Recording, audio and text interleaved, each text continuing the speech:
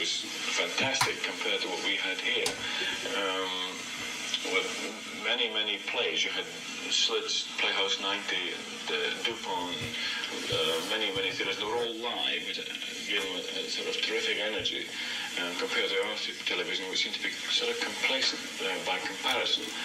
And then when I went back, each time I've gone back, I've become more and more aware of the fact that the best television I see in America really is the old rerun movies that go on at 4 in the morning, the Late Late Show, or something like the Johnny Carson or the Jack Parr Show, where they sit and talk and people have the time to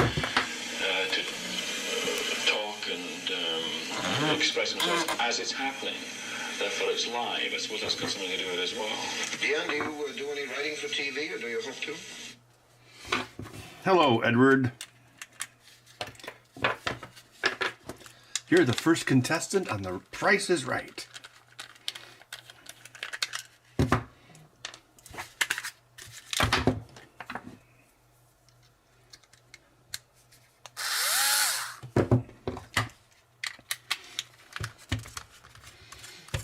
Hello, random peoples. Back to another controller stream. Yay!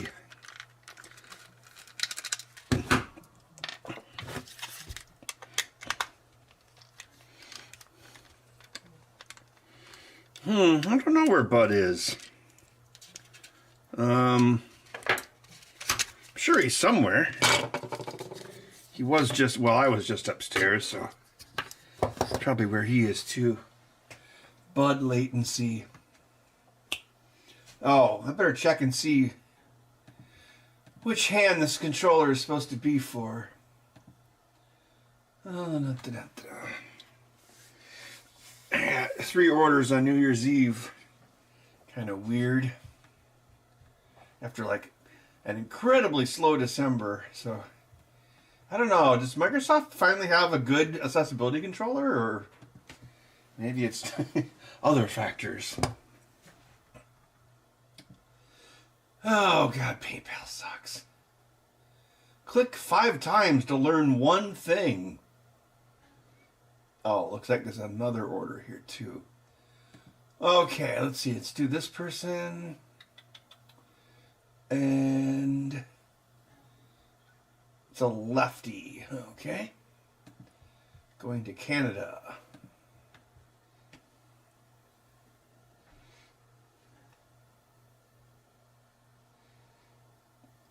Cool guy Ryan, it was $1,380. So thank you to everyone who showed up for that stream. It was fun. Just sorry it had a rocky start. Oh, I've got an awful confession. Like when I was struggling to get that started, Bud was being bad. And so I put him on the back porch. And then I forgot he was back there. So that's why he wasn't in the stream for the first hour or so. And I'm like, oh crap. I forgot.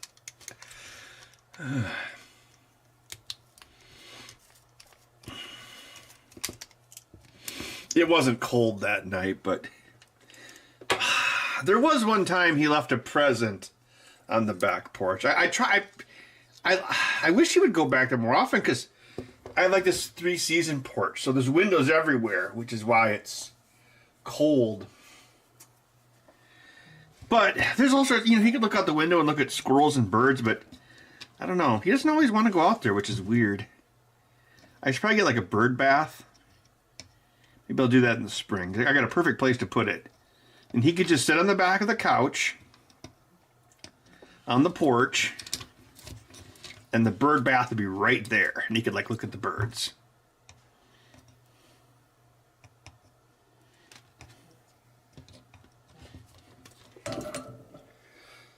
Ah, jeez. I need new glasses. Ah.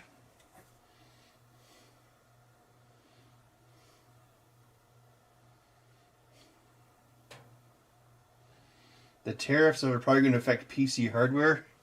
Is that the China tariffs that they talk about?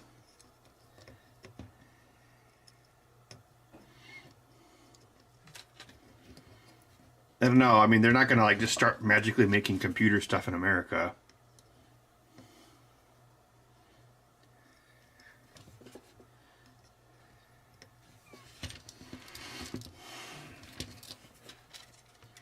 like the Chinese chip tariffs have been in place for quite a long time now, and Biden kept the same tariffs that Trump had as far as that's concerned. Because you see it, like when you go on DigiKey, it'll be like, oh, this part's subject to tariff and this part isn't. And then when they had the chip shortage, a lot of that was driven by China's COVID policy and their production levels. Even though, yes, a lot of it is made at TMSC, like in Taiwan, there's still also a lot of stuff made in China. So, ironically, the chip shortage pushed some of the production away from China already, which of course is also the point of the tariffs. I don't know, I mean, if there was ever like something really bad that popped off, like a world war, like our military having to rely on chips from Taiwan, which would be immediately invaded. Yeah, I don't know. I guess what I'm saying is, you know, I think we should try to bring some of that back. Even though, well, the thing is, it'll be more expensive, but everything has gotten expensive anyway, so would you even really notice? I mean, I guess you still would. Okay, so this is a lefty, so this needs to be removed.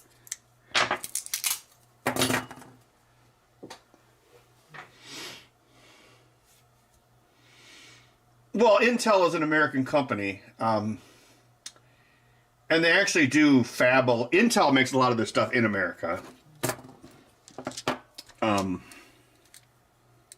Yeah, they're based out of Austin, Texas. And I think as part of the CHIPS Act, which was a Biden thing, not Trump, they have been building more factories in America, which is good.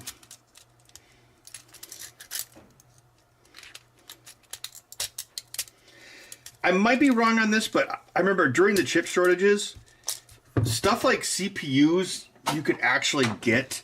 Like the thing that were really affected were like microcontrollers. Because they're not making those in Arizona or the Intel fabs. Okay, so we need the thing for this.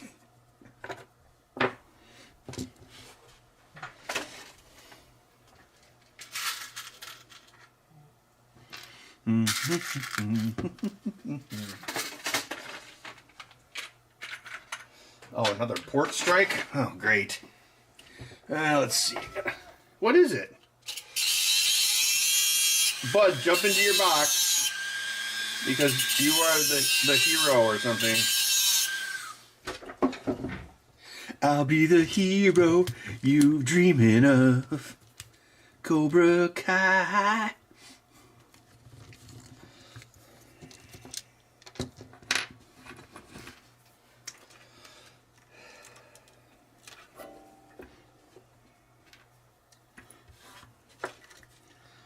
Yeah, well, I mean, they do have that new Intel GPU that apparently is supposed to be somewhat competitive.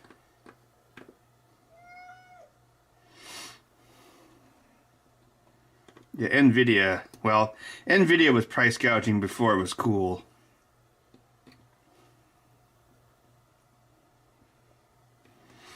It's like AMD.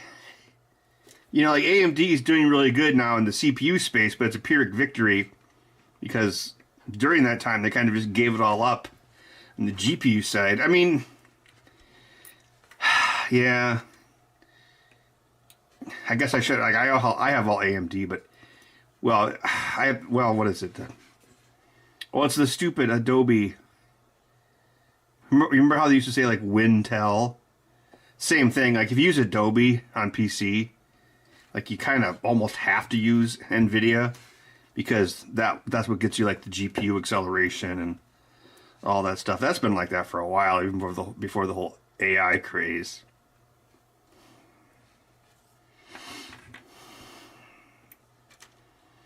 So I made my new work from home PC.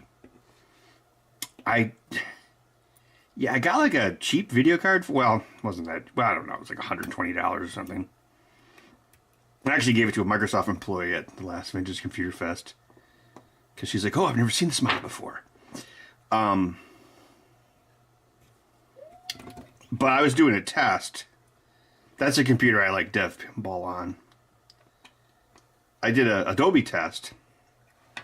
Because I use Adobe every day when I do pinball dev. Because I also do like the video editing and the animations and whatever that video card was. Like, I liked it because it had 4 display ports on it, which was what I needed because I had like 4 monitors on that computer. But when I did like the I think for a test, I edited a video, some YouTube video from probably like September of 2024. I edited it on that computer and rendered it. And so this is like on an older NVIDIA card, like a 2016 era card. Perfectly good enough for my development, but on the Adobe site, oh my god, it was slow. It took like... This is on a brand new PC too, so the GPU or the CPU is brand new, but I want to say it rendered at like, what's the best way to put it? It rendered at... The GPU massively bottlenecked the rendering speed by quite a bit. Like, if you think, like, if I edit something on my upstairs PC, even before I got the new CPU, so when I had my 2017 Threadripper, and I would edit stuff, and I had a NVIDIA 980, and then now I have a 3070. Like, if I edit like an hour-long video, or if I make an hour-long video and I render it, it will render it at about 3 times faster than the video's length. So if you have like an hour-long video, it'll take about 20 minutes to render, if that. And this test I was just talking about, it was like the other way around. It was like a 30-minute video took like 50 minutes to render. And I'm like, okay, this won't work because, as I mentioned, because I don't just program the pinballs. I do a lot of I do all the audio video stuff. I'm not the artist, but I do everything else. So that PC had to use Adobe well, so I had to go out and get a 3050, which is like obviously it's a lower end. I think I got that for 200 or 250, which isn't too bad, and now it renders just fine. Sorry, it's a long, boring story.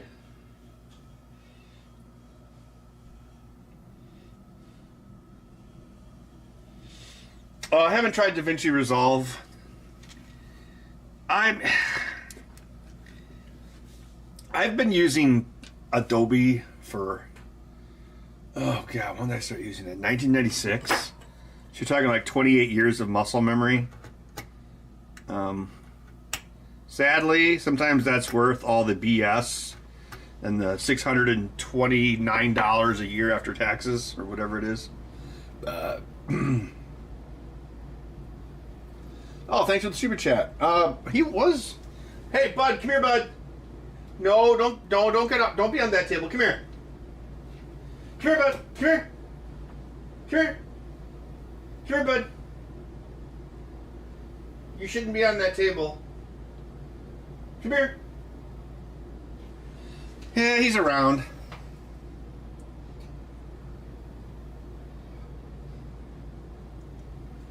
Three years behind? Yeah, that sounds pretty good. Oh, my 3070 still works great. The only thing is I didn't even try to run Indiana Jones on it, because on paper it would work, but watching like the Digital Foundry videos, I'm like, I have an Xbox X, so I'm not even gonna bother on my PC. Apparently 8 gigs of video RAM is like the absolute bottom of the barrel requirement for that game, because it's like the highest requirements ever for any game. The thing is, well, the environments look great, but it's the faces on that game, just like, I don't know, the faces look, I don't want to say bad, but they look way worse than the specs. Everything else about it looks phenomenal.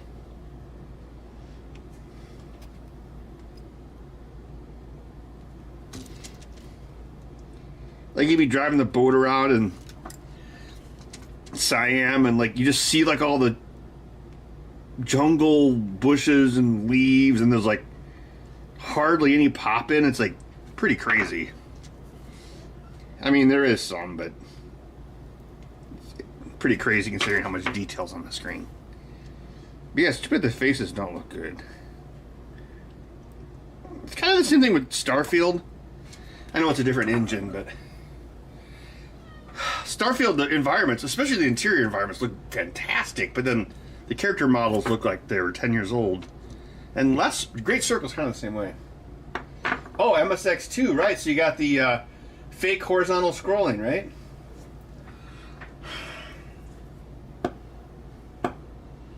Corel Video Studio? Yeah, Corel still exists. I mean, I think it's cool that they still exist. Like, good for them. I think they were bought out by... Somebody bought them not that long ago. I don't know who. So they're no longer a private company. All right. Yeah, I've been doing the... Well, after you beat the Indiana Jones game, you can go back to any of the locations.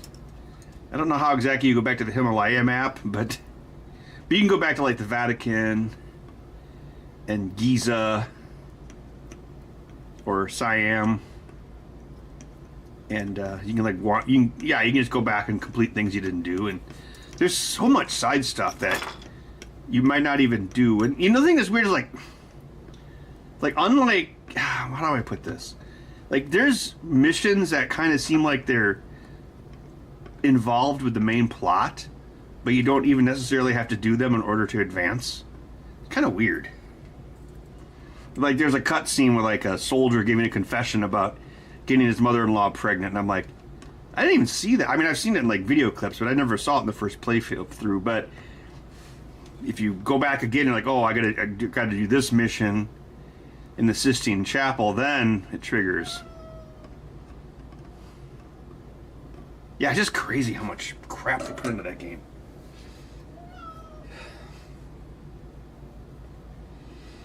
Ian, this is a Weller WES D51. It's actually the same iron I used for quite a bit of the show. Actually the same iron.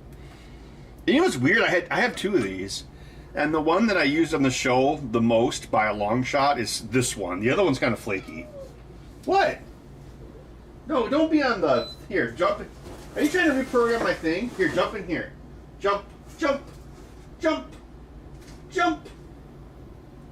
Stick, stupid, stick. Ah, no wonder you're extinct. Dun, dun, dun, dun. And now, the Cheetah Men.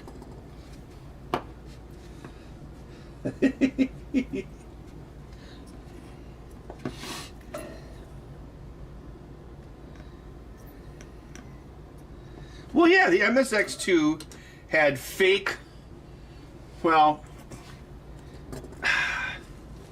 like it basically could change the horizontal offset by up to 8 pixels. And so that way they could make the background look like it was scrolling, except for the edges of it. You'd see 8 whole pixels disappear or reappear at a time. So it as long as you didn't look at the edges of the screen, it looked good. But it did not have a vertical scroll register.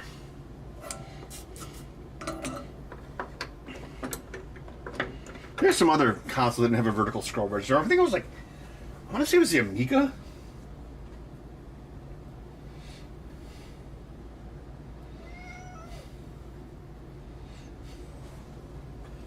Annoyed Ben even more. Look how big you are. Are you the biggest cat in the world? Are you the Cheetah Men? And now, the Cheetah Men.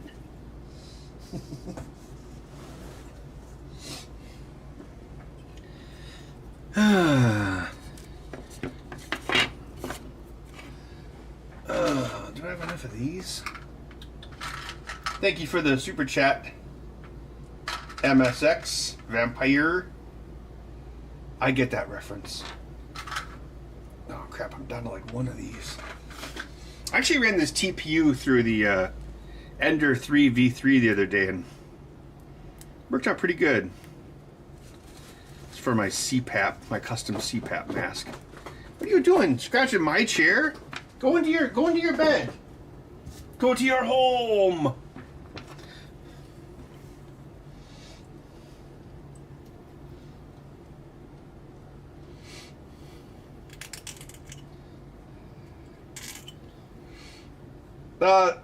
I think Bud has actually lost a little weight, but he has grown a winter coat because he's on that new food now.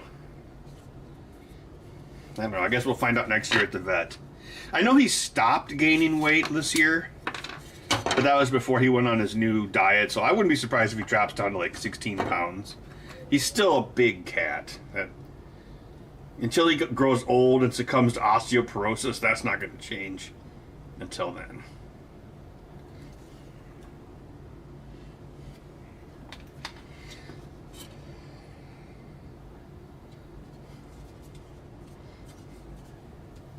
Oh, crap. I forgot to plug in the battery of the... Jesus. Watch out, bud.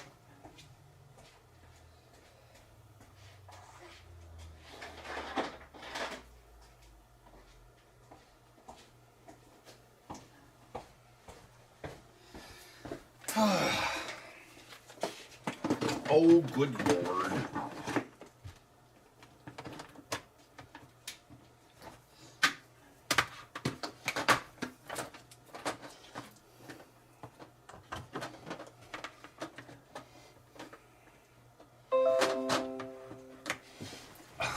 That was dumb.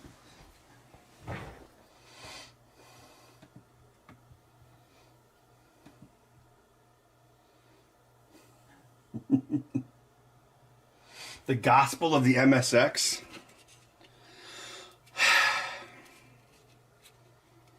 Yeah, MSX was... Yeah, I don't know.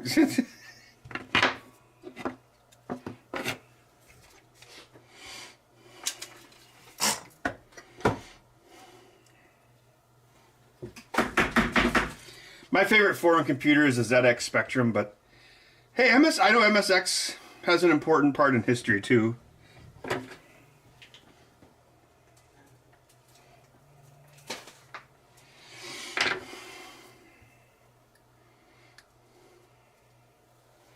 I mean, tech-wise, it was a little jank. I mean, I guess so is a ZX. I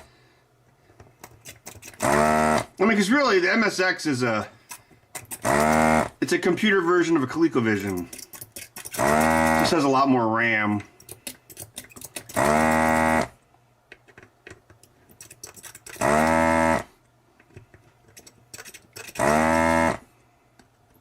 MSX1, I mean.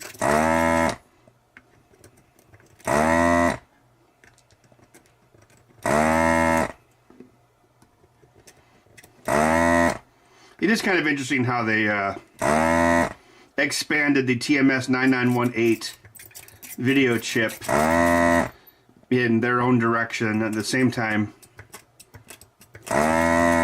Sega also forked that chip. I guess, what better way to say it, right?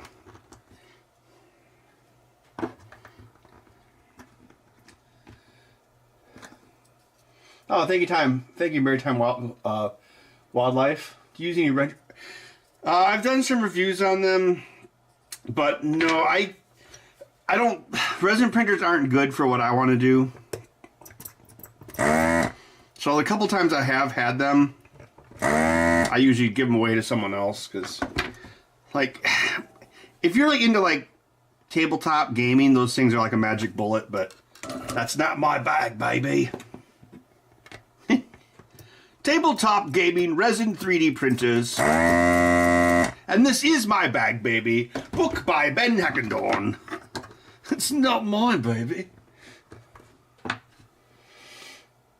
No, I've never heard that story, Roberto.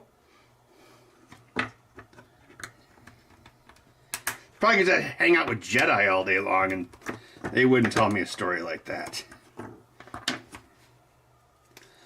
Oh yeah, that reminds me. Yeah, my last Jedi review got nuked from orbit. it was funny, like, I don't know if anyone, actually, some people said they managed to watch it, but the main thing that triggered Disney was the Last Jedi clips. Even though there was a lot of clips from other Fox movies, like Die Hard and Aliens.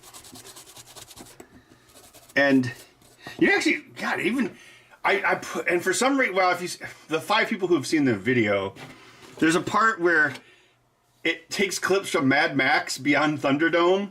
Because I was talking about how stupid it is that you can drive away from a chase scene and then come back to it. So I edit between Fury Road and Mad Max Beyond Thunderdome to point out how stupid that is. And so, of course, I had to play "We Don't Need Another Hero." And I'm pretty sure that's Warner Music Publishing, who are usually the worst on YouTube. And that got a claim, but it didn't stop the video.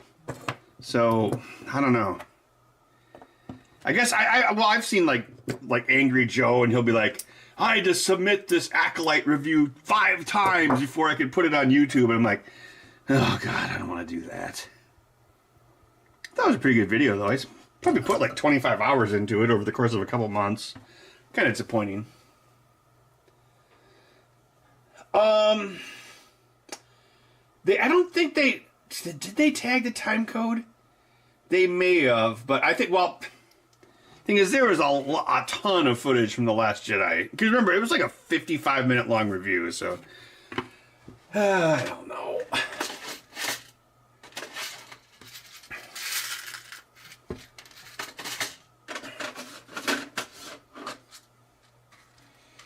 And I'm sure some people would be like, "Oh, fair use." It's like, I don't think YouTube gives a crap. Disney certainly doesn't give a crap. I will make it illegal.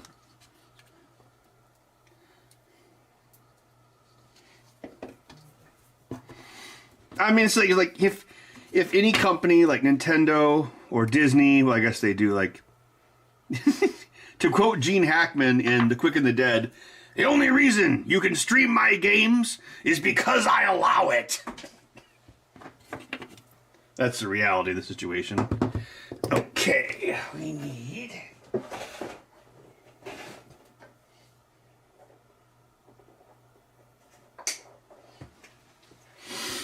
Hey, Quick and the Dead, that was one of the COVID movies we watched. That was at Max's house, yeah. Max is like a big Sam Raimi fan, but there's all these Sam Raimi movies he'd never even seen. I'm like, dude, there's so many more movies besides Spider-Man. And, oh yeah, Max had never seen Army of Darkness. I'm like, dude.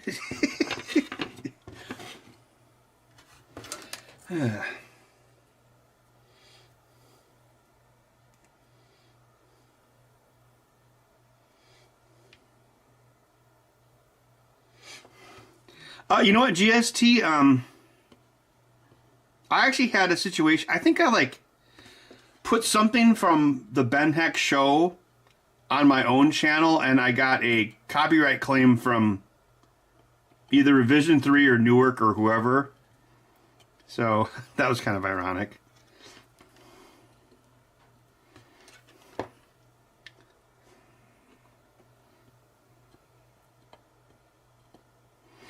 Oh, see, if you're... Okay, so let's say you're Weird Al, right?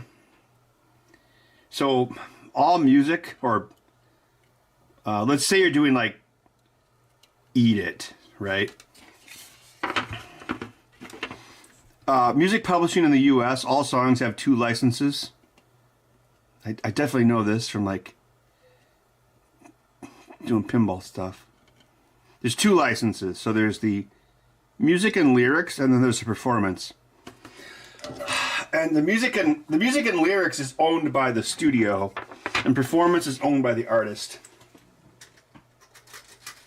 So if the studio wants to license the music and lyrics for parody from, like, a Michael Jackson song, there's really nothing Michael Jackson can do about it. But if you were licensing the song Eat It or Beat It or whatever it is for a movie, you would have to pay a license fee to the publisher and to Michael Jackson. because it would involve 2 licenses because you're involving the music and lyrics and the actual performance. That's also why basically any song can get remade by anyone. And it's also why sometimes you see groups remaking their own music because they're no longer making anything off the original recordings.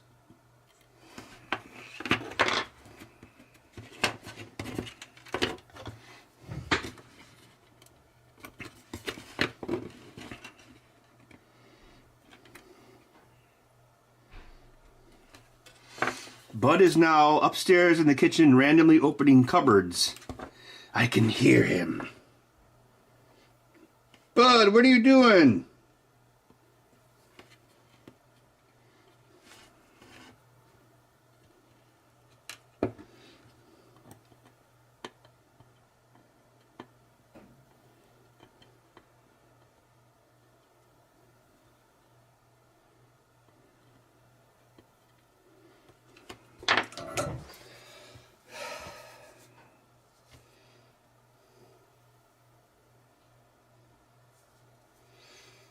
Do I still keep up with Allison, Felix, and Karen? Most of the time, mostly Allison and Max. Every so often, I'll ping Karen. Felix is like a wandering vagabond. So I haven't. God, it's probably been 2 or 3 years since I've hung out with Felix. But Max and Allison and I are going to do a bad movie night, like in a couple months. So. We all still hang out. Well, actually, we all live on the same side of town, basically, so... Yeah, not too far from each other.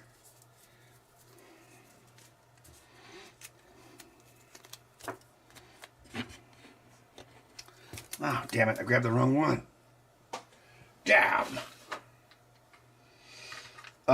You know, I had a dream that Bud caught a mouse once.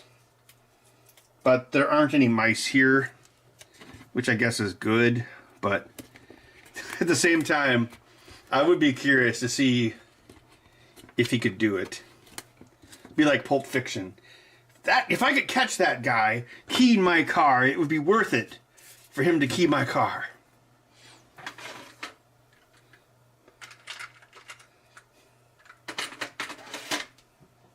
Oh, GST, I did... I think what was it? Bud likes to sit on this chair in the kitchen near the east window. Actually, he sits there a lot. Especially if I like go someplace for 2 or 3 hours, he'll just be on that chair. Cause maybe it's because it's by the back door, I don't know.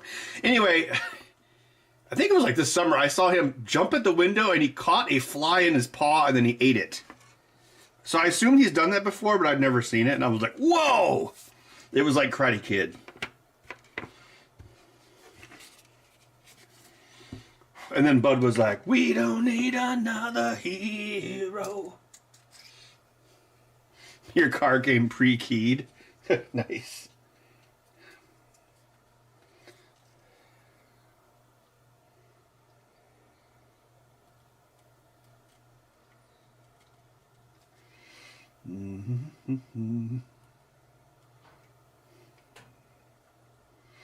Well, I didn't go back and finish that basic game.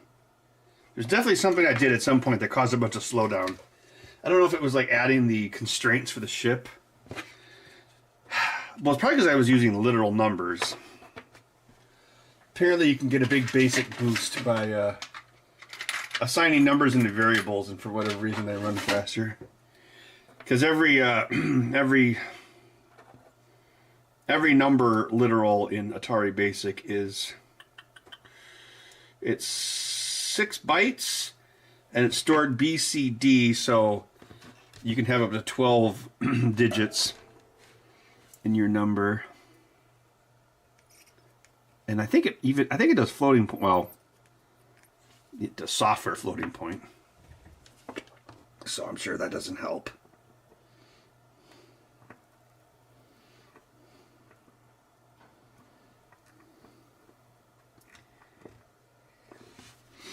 We don't need another hero.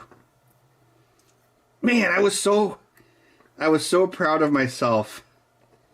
Because I was talking about, oh, you can't just be in the middle of the chase from Fury Road and then jump on a motorcycle and then go to Bartertown and get a bunch of bullets from Tina Turner and then go back to the chase scene. And then I was trying to be so freaking clever.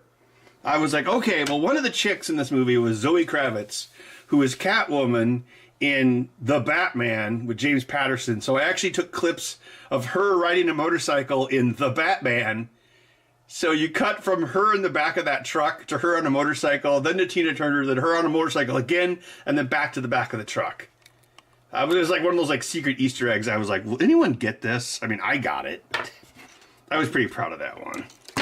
Hashtag movie knowing.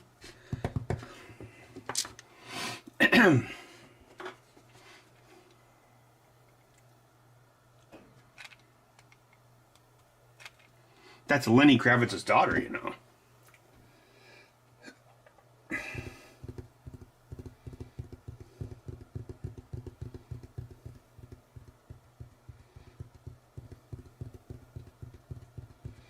Does Bud watch TV?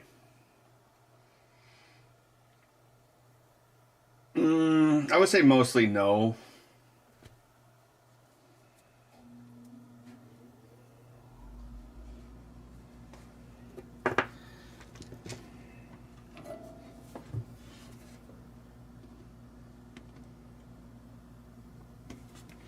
Like if I'm like watching, well, it's usually not me watching TV. It's usually like me like playing a video game. But he'll like jump on my lap. That's like one of the few times he'll actually like decide to cuddle with a human like on his own volition.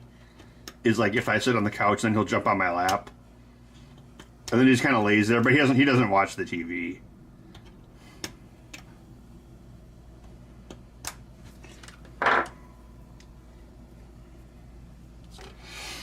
So then, of course, you know, he tries to make my arm go numb while I'm holding the Xbox controller.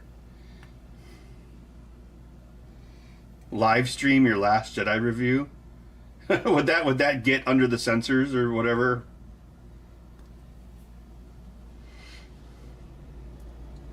Well, right now I got to build this controller.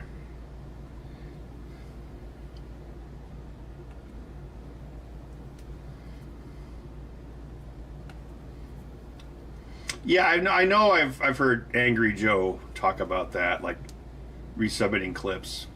I'm sure everyone has to do it, but he just typically talks about it. Although they might have a hate boner for him because he used to have, what was it called? There was a MCM that Disney owned called Maker. Oh, it's called Maker Studios, and he was actually with them. So, yeah, maybe Mickey wanted to push his thumb down a little bit on that guy.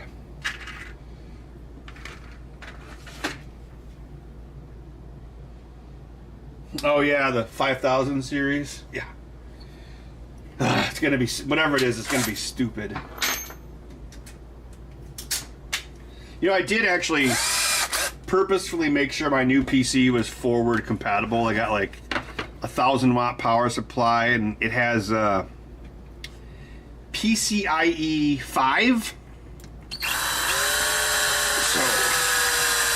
I guess in the future, if I sell a kidney, I don't know if anyone would want my kidneys, but, you know, but certainly not going to be anytime soon. But yeah, didn't they say it might be like $1,500? Oh man, these batteries are dying. Price gouging before it was cool. Nvidia. The stock market is great. Why? Oh, because Nvidia stock is high. Isn't that just because they price gouge everyone? Well, yeah. Aren't we against price gouging? Not when it's Nvidia. You don't have to eat video cards. Oh, wow.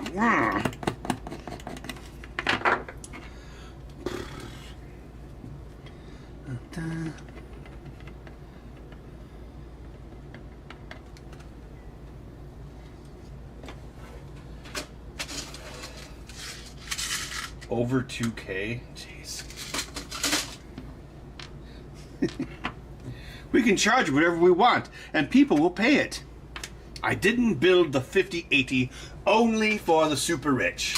Of course. We'll have like a coupon day or something.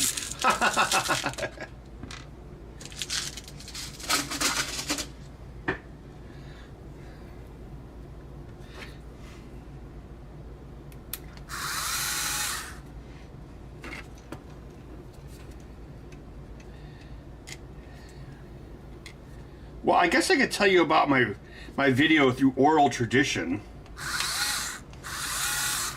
You know, after they put The Office on Peacock, we can keep it alive through our oral traditions.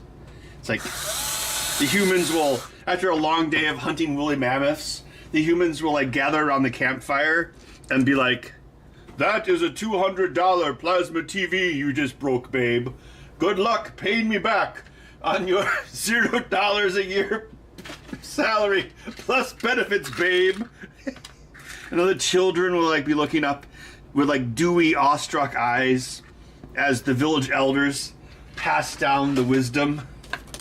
And then instead of amen, they say, "That's what she said."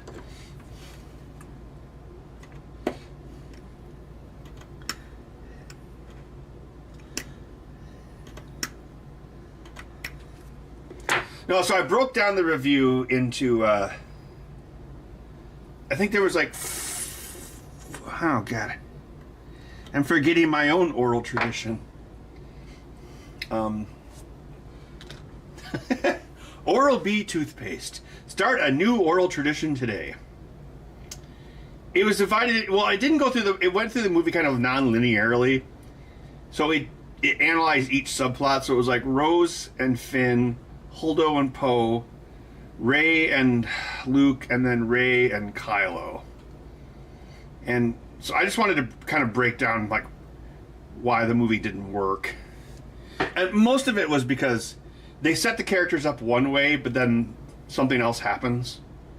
Like the Holdo character, who is Laura Dern, you know, she's set up as like the incompetent military leader. And then I cut to scenes from like Aliens where Gorman's like, "Ripley, what the hell are you doing?" And they set her up that way, but then it turns out she's not that. But then in the end, everyone dies anyway, so it just doesn't feel right. It's like there's like this. Well, going back to like oral tradition, like your brain picks up clues and it expects certain things, and then when the story doesn't go in that direction, that's when you find it unsatisfying. And the same thing, like the movie kind of sets up that like Finn should have sacrificed himself at the end, and he should have because he was like being cowardly and stuff. But then he lives for no reason. Luke dies for no reason.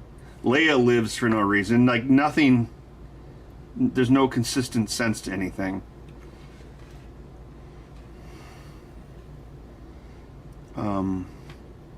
Oh, and then there's a whole section talking about how stupid the space bombers were because they were stupid. Because, you know, what's his face is like, "Oh, you know, I saw a video once and George Lucas talked about how he edited in footage of World War II dogfights into Star Wars, so what else was in World War II? B-17 bombers! Let's put that in!" And it's so stupid. And of course I use it as an excuse to insert a picture of me in a B-17. And I'm like, well, and I Googled it. Apparently Ryan also probably flew in the same one to be inspired, but then I guess he missed the part where B-17s flew like 35,000 feet above their targets so they wouldn't get hit by AA guns. And they weren't even pressurized. So every station in one of those bombers, there's a plug where you plug in your heated electric suit. And the reason you do that is so that you're 35,000 feet above the Nazis.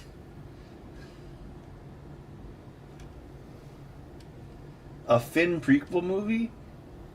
I'm not. Well, one thing I did talk about Circular was that Finn should have been the main character. Like in the first movie, I thought the review was pretty solid.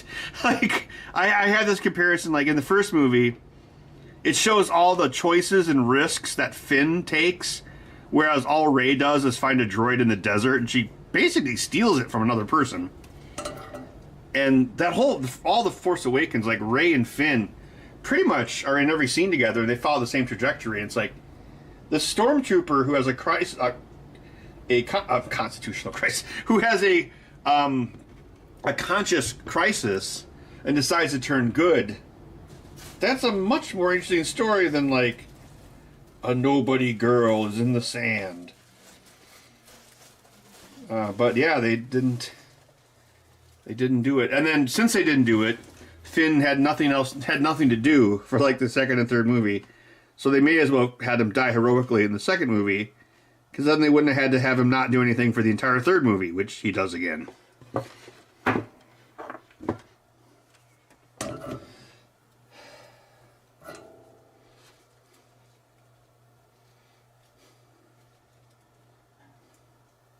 Oh yeah, B-17s are cool.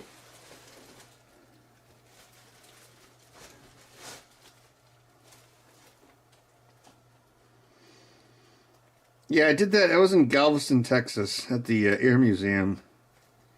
That was definitely one of the coolest. Well, it wasn't that expensive. It was like $400 or something. It was worth every penny. It was like a flying jungle gym. It was so cool.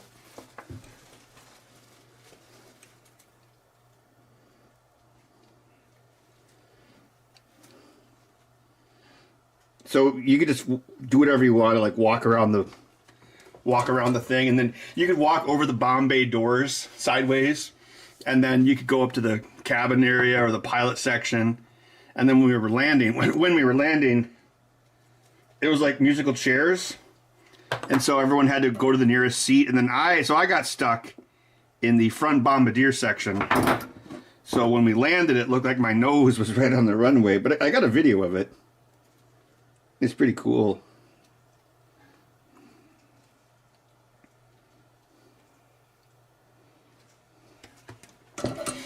But yeah, when they were blowing up Germany, 35,000 feet in an unpressurized cabin. And you're getting, everyone was shooting at you. I mean, you were still getting hit. Well, of course, it wasn't just AA, it was, the Luftwaffe. Yeah, that was another thing. In The Last Jedi, there was no... Where were the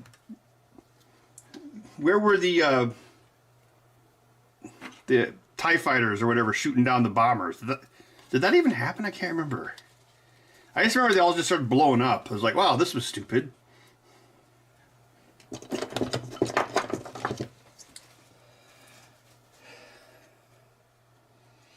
Oh yeah, heavy metal, yeah.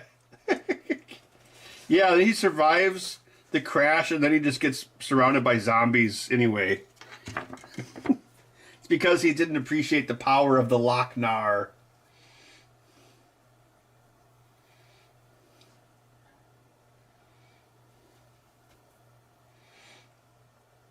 Kylo Ren.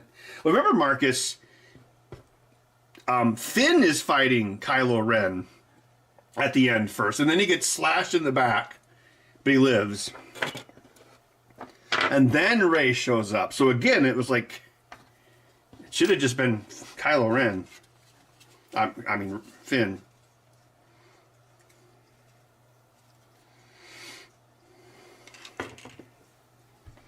All these reviews will be lost like tears in rain. Time to demonetize.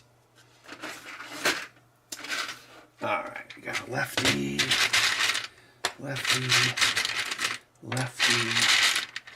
Let's go with the red to match this. Gotta go into my meager spring. I still gotta make a McMaster. I gotta make a McMaster order.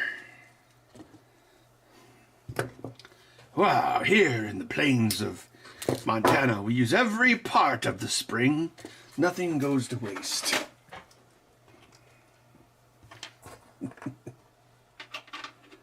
Sounds like a Orson Welles commercial.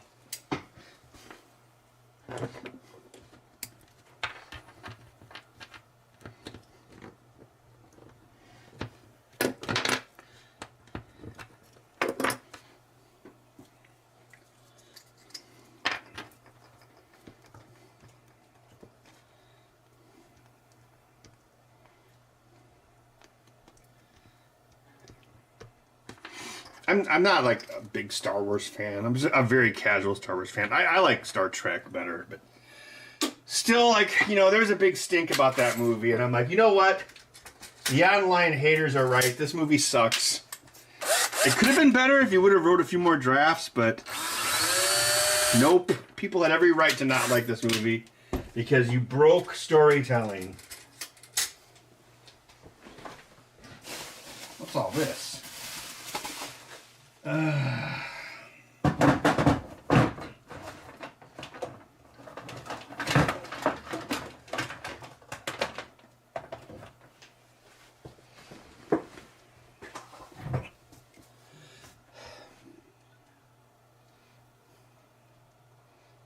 Oh yeah, that sounds like a good idea.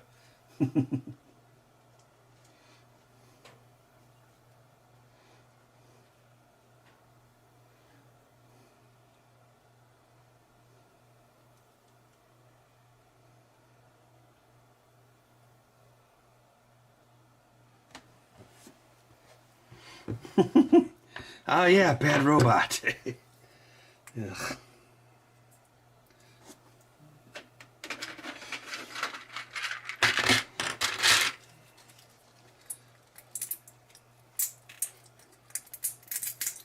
I like the 2009 Star Trek, but Star Trek Into Darkness was... Oh god, I hated that movie. Oh, oh my god. That movie was a lot worse than The Last Jedi. Actually, it was more exciting than The Last Jedi, but... Oh god, it was so dumb. I just hate all these movies. The movies are just dumb. The sci-fi is bad. It's like... It's like... Just because it's science fiction, that doesn't mean science doesn't apply. So you guys are a bunch of hacks. You don't know how anything works. You don't know anything about science or engineering. Because that was the thing, you know. If you look back at, like... well, maybe not George Lucas, but if you look at, like, Gene Roddenberry or Rod Sterling, like, they all served in the military. So when they would do... when they would do like a story that had like military stuff in it, it would actually feel like the military because they had actually been in the military. So like the people in Star Trek would act like they were in a chain of command because the people who wrote it or created it knew how the military worked. And that's lost. It's very much like how we had how many presidents now in America? What was it? We had 200 years where every president had been in the military, and now we've had like 5 in a row where they haven't. And yeah, I think it has an effect.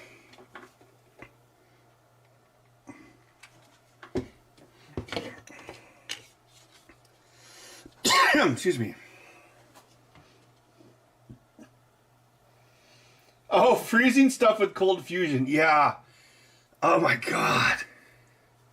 Yeah, it's like, okay. So let's say you got Spider-Man 2, the real one, not the one with Tom Holland.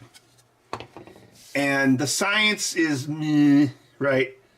So Doc Ock is like, I've created a successful fusion reaction. And it's somewhat true. Because it's like, okay, I've created an artificial sun, basically. Now, in the movie, that other guy's like, sir, we are generating a 500 megawatt surplus. It's like, okay, well, that's stupid because you don't get electricity from heat. But whatever. But at least it was somewhat realistic. But then, yeah, I was like, well, how do we make a volcano cold? I read about cold fusion once in Popular Mechanics. Oh, okay, that's how it works. It's cold fusion. Oh, my God.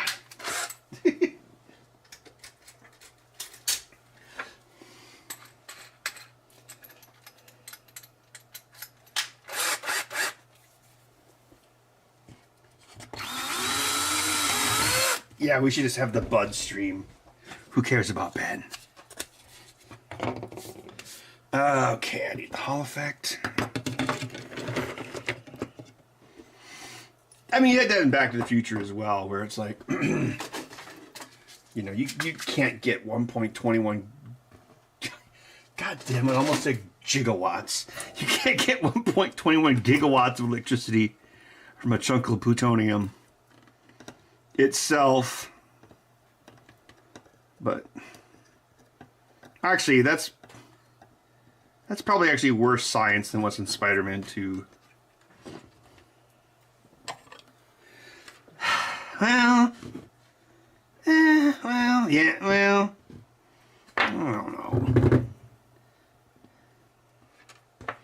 Oh my god, Into Darkness was so bad. You know, it's actually, well, no, the whole thing is bad. Like, you've got that, what was it, in the beginning? There's that guy, and he's like, my son was dying. But then Khan gave me a cure.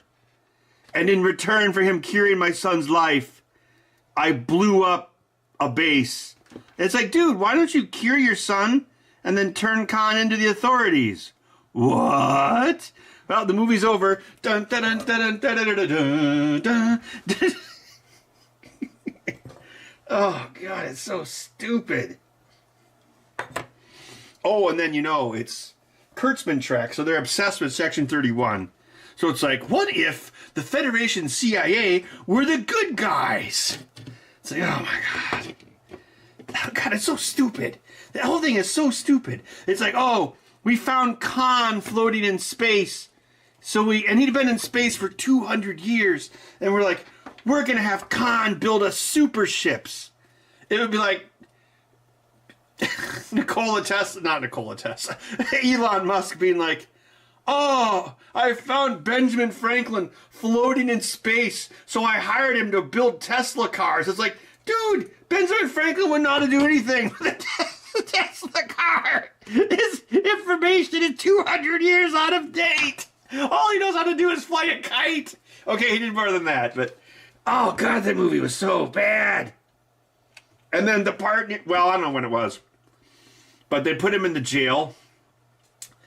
And what's his face? Imitation Game is like, my name is not whatever I said it was. My name is Khan. And he says it, but it's like, this name means nothing to these characters because these characters never met Khan. Oh, my God.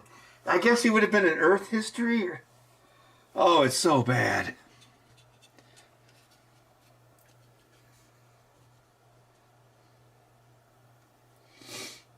Yeah, First Contact was pretty good.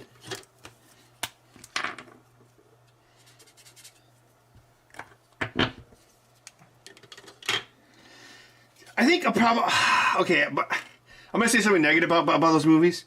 It's like, all those movies, Picard doesn't play Picard. He plays like bald action hero man. Like, his character in those movies is completely different from the show. And I didn't watch the Picard show because screw that crap, but I just mean the movies. But I mean, well, the first two are okay. Then we had, like, what, Insurrection? Star Trek Insurrection, which starred the woman who played Doc Ock's wife in the movie I talked about earlier. Oh, that one was pretty bad. And what was after that? Like, oh, Nemesis with skinny Tom Hardy. That one was also really bad.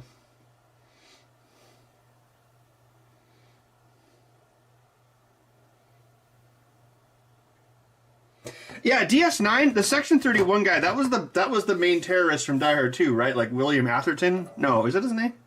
It's William something. Well, didn't they... Oh, yeah, because they contacted Cisco because they were looking for... Because they'd done, like, time violations or whatever. Wasn't that why Section 31 showed up in Deep Space Nine?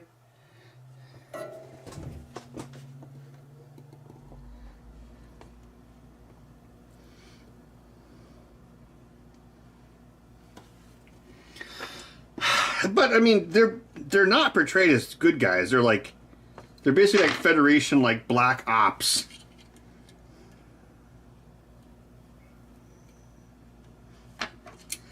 But maybe that's the point. It's like, oh, this is a mirror on 1990s politics.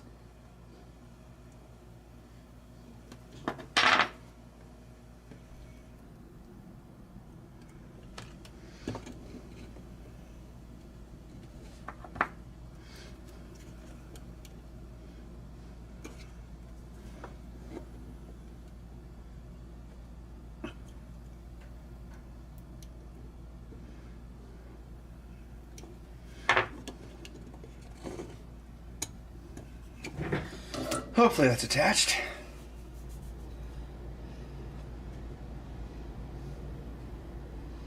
The best Star Trek since Nemesis.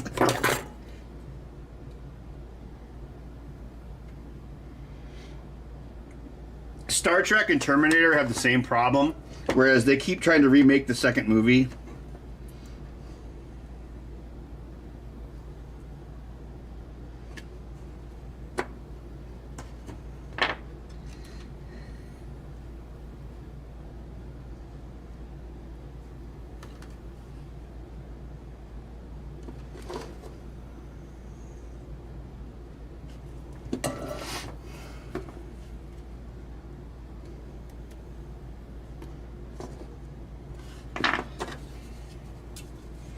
I'm laughing at the superior intellect.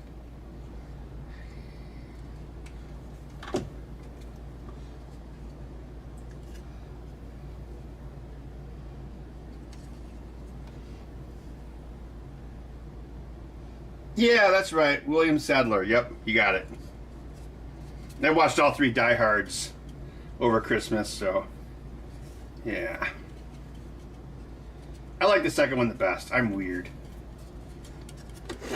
The third one's okay, but the plot gets really messy. Like in the third act, you can tell they reworked a bunch of it. It's like, oh, look, a bottle of aspirin solves the whole plot. Oh, that totally wasn't added after the fact.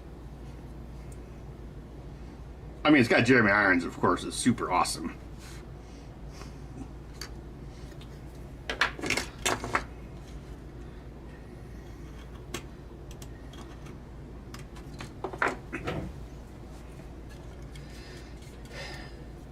I was watching the cinema sins of that movie because of course I'm sure Google realized I was watching it through my phone, and so then YouTube gives me the cinema sins of it, which of course I'd seen before, but I was like, whatever. I was watching, so it was the cinema sins of Die Hard 3, and then the guy kept saying, like, why is there such an emphasis on racism in this movie? I'm like, dude, it was like, what, 3 years after the Rodney King riots? It's like, it was kind of a thing back then.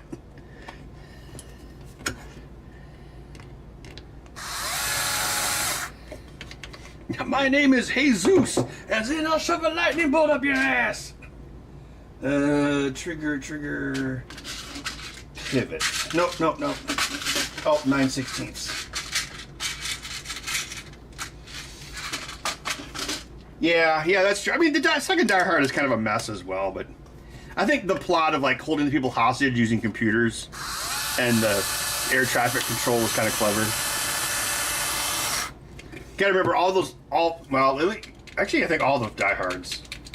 Well, the three ones that people care about, they're all based off books, so they're all adapted from other stories.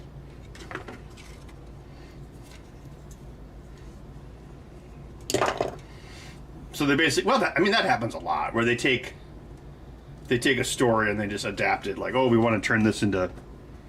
Well, yeah, that happened with Minority Report, like, actually started as a sequel to Total Recall, because it was also a Philip K. Dick story. Wait, no, it was a separate Philip K. Dick story, but then they were going to tie it to Total Recall by making the mutants be the precogs. Yeah. But that would have probably, I don't know. Minority Report's a great film, so I think it's great the way it is. And sorry, Paul Verhoeven, but Spielberg is a better director than you. Although RoboCop is pretty awesome. Starship Troopers has aged well.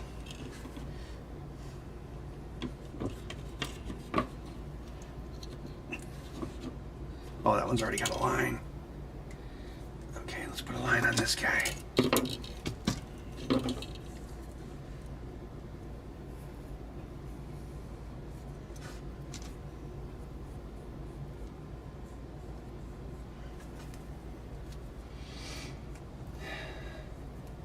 Yeah, I think he was in Bill and Ted's too. Yeah, good call. Okay, so we need this guy.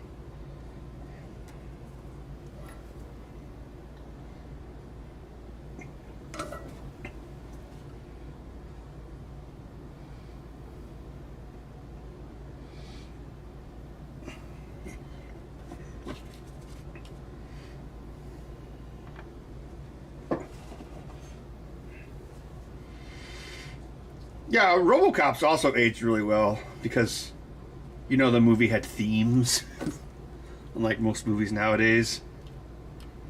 Like, the themes in RoboCop are even more relevant today than they were in 1987.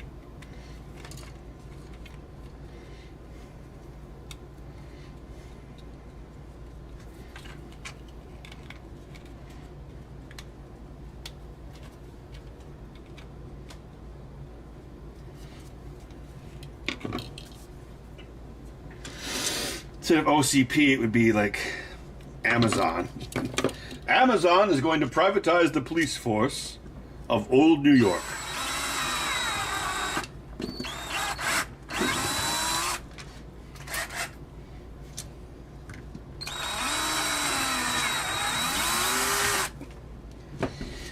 Instead of having nightmares about being a human, RoboCop would have like advertisement nightmares.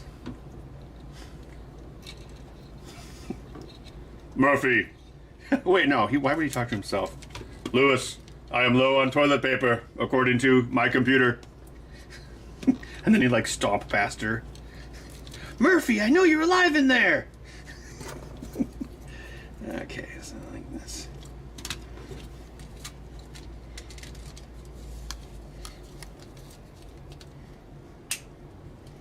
And then he would try to arrest Jeff Bezos, but then he couldn't. That sounds like a great movie.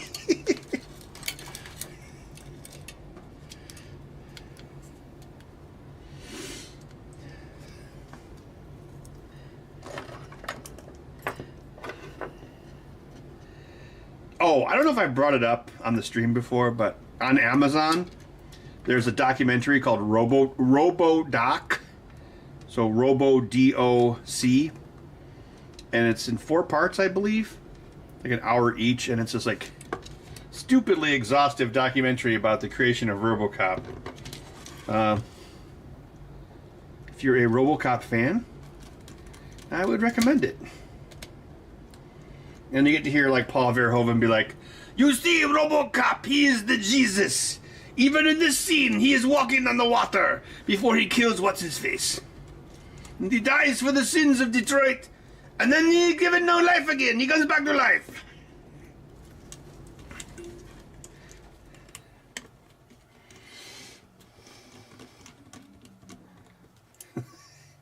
Oh yeah, Murphy. That was so violent when they killed him. Just like the Mel Gibson Jesus movie. It was a passion play, but with a cop instead of Jesus. You might not have noticed, but your brain did. Seriously, have these screws changed slightly? They don't quite fit this tool anymore. Or maybe my tool wore down. Sounds like a personal problem.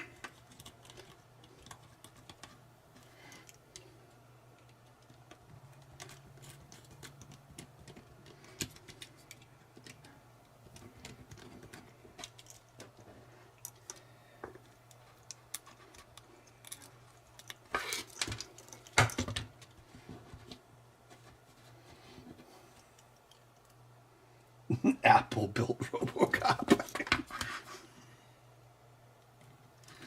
I'm sorry, RoboCop can't respond to the domestic violence call. His subscription service ran out. You need to get iCop. Only $15.99 per month. That's $15,099 per month. We call it law enforcement as a service.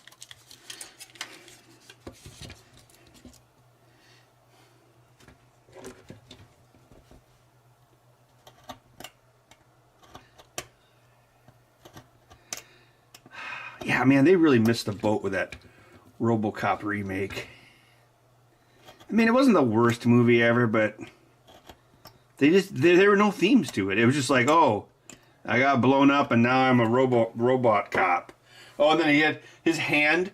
For some reason, his right hand was one of the only parts that survived. But it's like, it's so stupid. It's like, hello, you need this also to make your hand work. This is what makes your hand work, not this. It's like nobody in that movie was like, sir, that's not how hands work. What a missed opportunity. Okay, let's see here.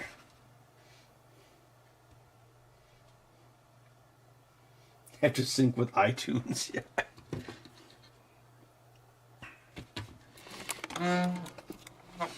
Oh, and then the stand that they put RoboCop on to recharge costs like $100,000 for a piece of metal.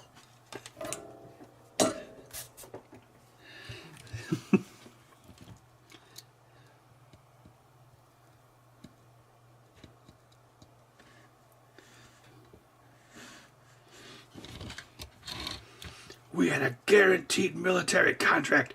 Who cares if it worked?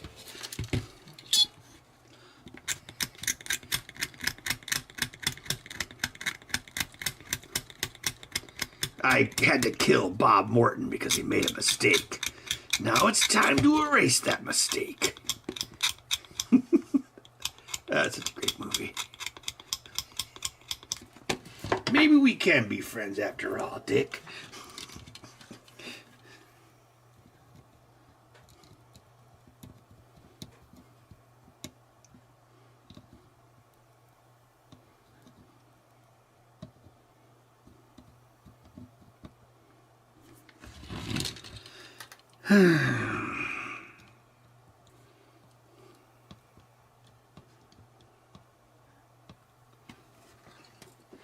In tonight's stream, Ben talks about RoboCop the whole time. Okay, so we're gonna do these guys first.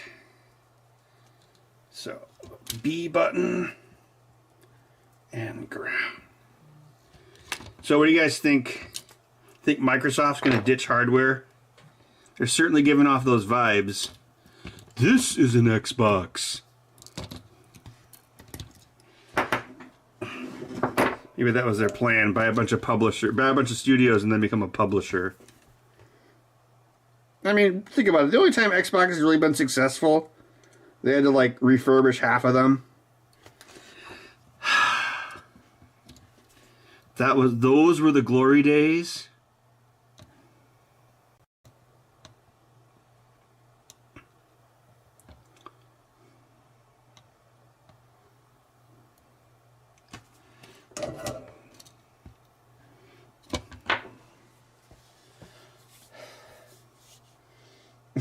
Louis Rossman fixing RoboCop. Oh.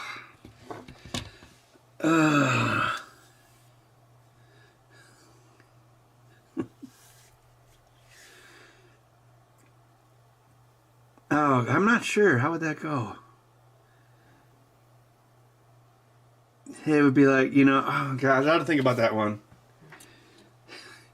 I can't believe it. They put the PP1 bus right next to his mainframe. So you've got 350 volts going right next to a data signal. It's unbelievable. And of course, you can't write to repair RoboCop.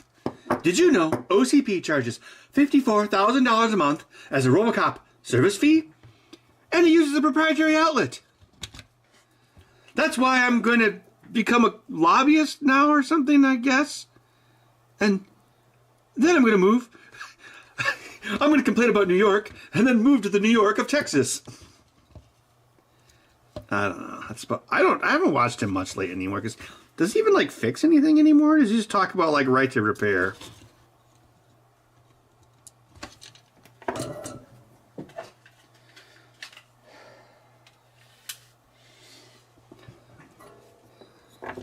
Oh, I don't love making these controllers, but people pay me to do it. No, Sony and Microsoft have first-party accessibility options. Like, they've been doing that for a couple years now, but people still buy these from me because, I mean, I think for a specific use, these work out pretty well for people. Because sometimes the official solutions are a little too modular, and you have to add a whole bunch of crap to them to make them worthwhile. Okay, next up is A and X. Do I have enough thumbnail to do this? I do.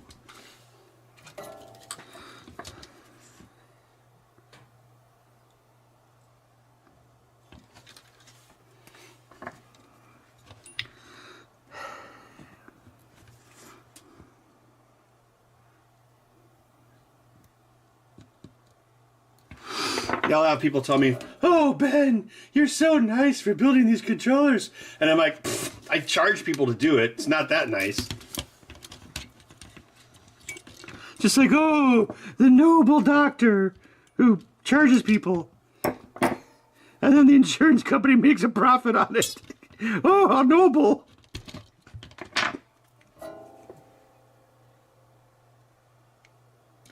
It's like, oh, this is one big frickin' racket, isn't it? I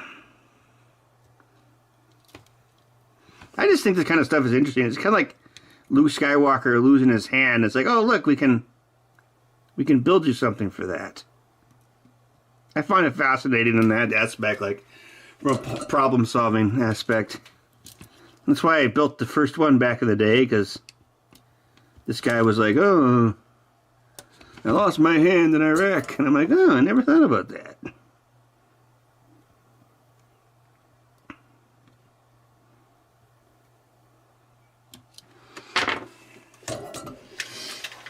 I don't know, because you'll see stuff like, you know, if you have a stroke, one of the hardest things to do afterwards is to tie your shoes, because you take for granted just doing it about a muscle memory with two hands for like 60 years. Same thing with a two-handed controller. I mean, I guess it's better than... No, I shouldn't say that. Okay, so this is the D-pad. Okay.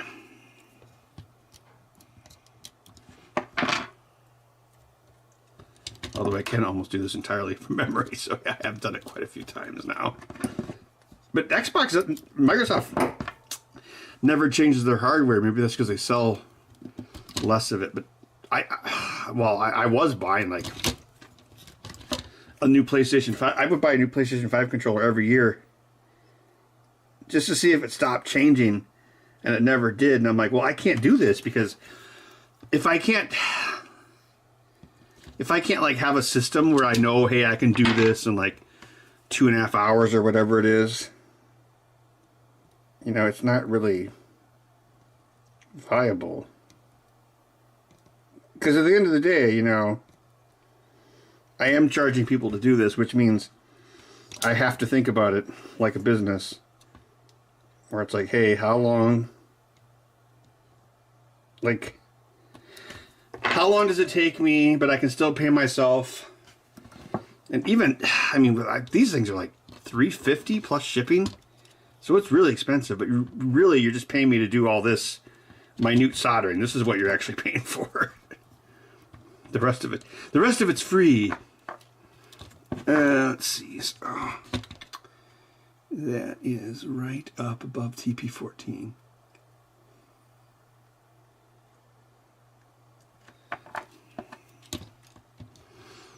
Although, to my self-congratulatory credit, I haven't raised the price on these in like at least 6 years.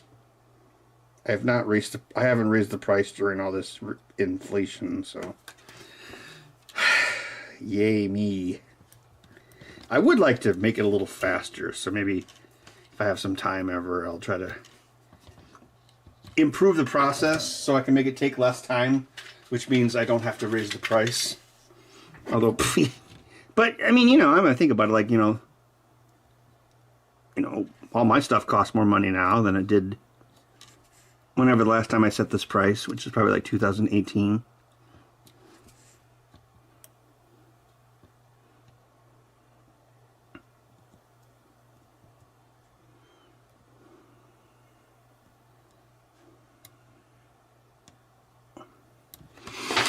And that's the snowball of inflation. It's not just government printing money. It's like, oh,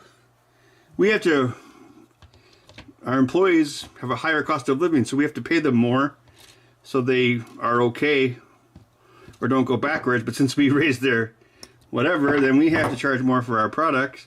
And other people are like, oh, well, this product costs more, so we have to pay our employees more so they can buy that product. And yeah, it's all connected.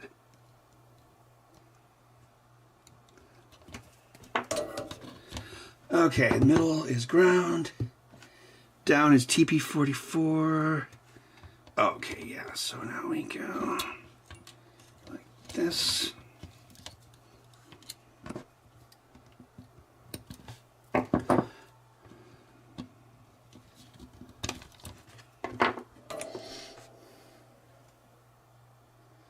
Oh, thank you for the super chat, Gert. A noble doctor.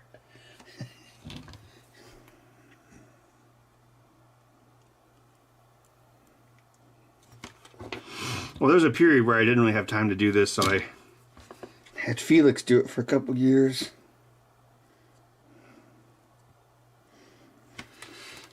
But then after we stopped doing the show, I resumed doing it because I was semi-retired, so I had the time.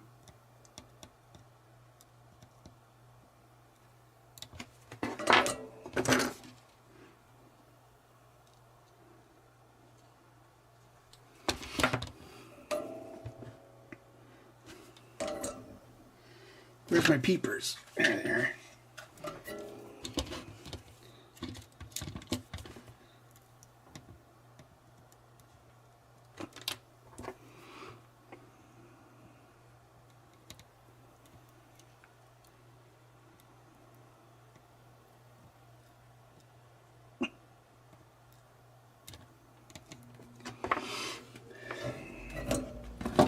All right, one more of the expensive part.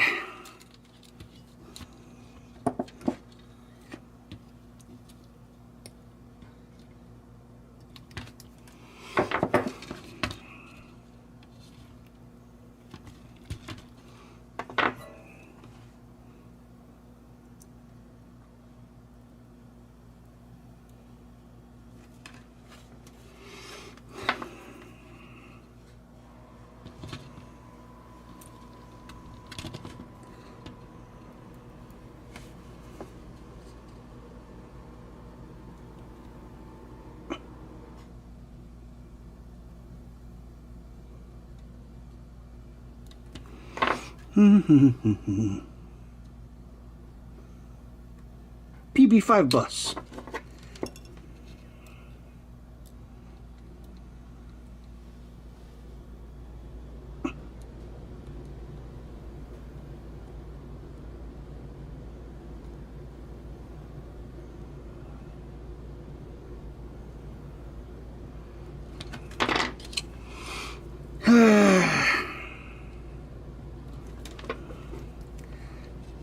It's probably good enough. It's always better to double check now than have to do a return later. Measure twice, cut once, as Jesus would say.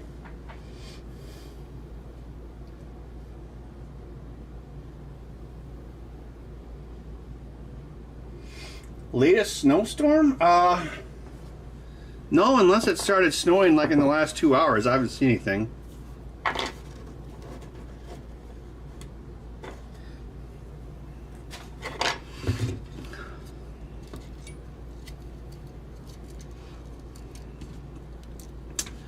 Let's see. Hefty tap hefty, righty tighty, loosey goosey. R3. Yeah. Sometimes I have to like stop myself and actually think because I do these like so autonomously. It's like I don't even think about it half the time. But then sometimes you can make a mistake doing that. Oh, did they slightly move that inductor? So seriously, the so this is these are called the Xbox Core controllers. So these are the controllers that come with the Xbox Series X and S. Terrible, terrible names. God, how does a $1 trillion corporation have a marketing department that says, "Oh yeah, these names are great.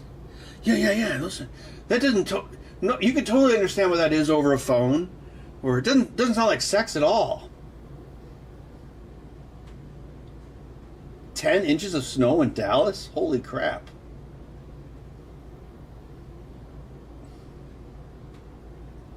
The Packers versus Eagles game? Well, the Packers got beat by the Bears yesterday, so I don't feel very good about it. So I mean, the Packers they're a wild card then, right? I mean, they're doing pretty good considering they don't have Rodgers, but I don't know. It's really... Actually, we were just talking about this yesterday at the bar, I think. It's really frustrating how many times they've gotten close to returning to the Super Bowl since 2011, and they keep blowing it. Like, they've been one game away at least, what, twice since then? Yeah, I don't know. It sucks. I mean, for non-Wisconsinites, like, for a very long time, the Packers were garbage. I mean, if you're like Gen X, you remember this. Only Gen X remembers this. Like, they were like a joke team, like the Cleveland Browns or the Bears up until like very recent. Well, the Bears used to be amazing back in the 80s, but yeah, back in the... Well, that's why one of the reasons Packer fans hate the Bears is because back in the 80s, the Bears were really good and the Packers sucked. And then, yeah, what was it, 93 when Brett Favre started? 92? Then the Packers started getting really good. And then, of course, then they won, 97 Super Bowl? And I was like, oh my gosh, because the Packers won the first 2 Super Bowls, and then they didn't win a Super Bowl again until 1997, so that was like 30 years. So it was like the ultimate underdog story. Oh.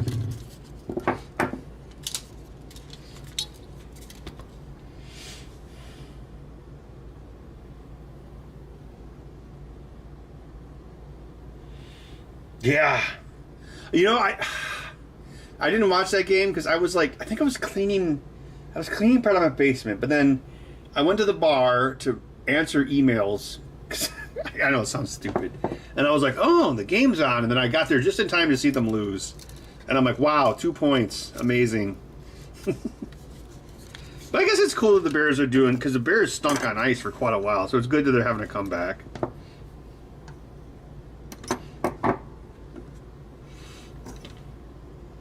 Well, the same thing. Like, what was it like? God, the Vikings used to be like unstoppable. Oh, and then the Cowboys used to be unstoppable.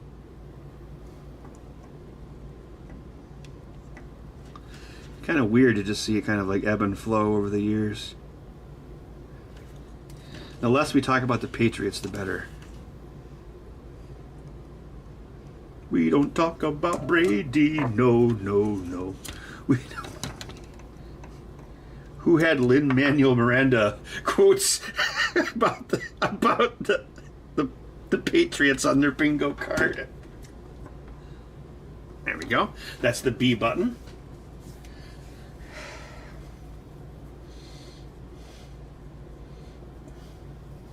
Custom builds. This is a left-handed video game controller for people with disabilities who can't use both hands. I've been doing these since 2006. Although I didn't really do them like... I don't think I actually put a link on my website so anyone could order it anytime until probably like 2012 or 2013. But yeah, but still I've been doing it for... Oh, Christ. Jesus Christ, 18 years. Oh my God. Jesus.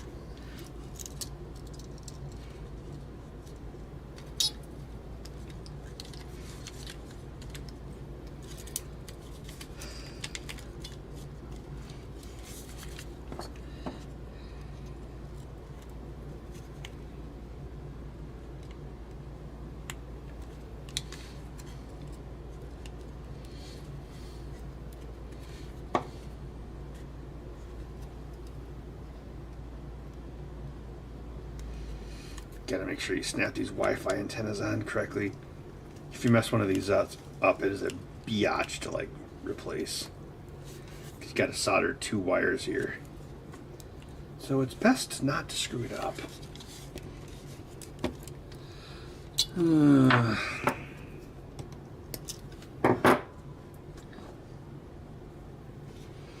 Yeah, 2006 was 18 years ago.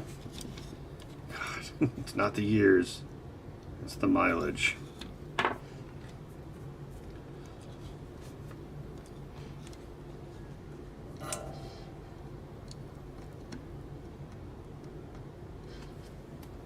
Oh, I went to Jimmy John's today, and can't remember how it came up, but oh no, the sub guy was like, "Hey, did you sign up for the app yet?" And I'm like, "No." I'm like, "I'm just being lazy. You know, usually when I'm not working, I just play video games." And everybody's talking about video games. And I was like, "Oh, the new Indiana Jones game is good." And he was like, "Oh yeah, my boss was telling me that." So I don't know. Maybe that game will kind of like find an audience once it goes onto a console people actually own.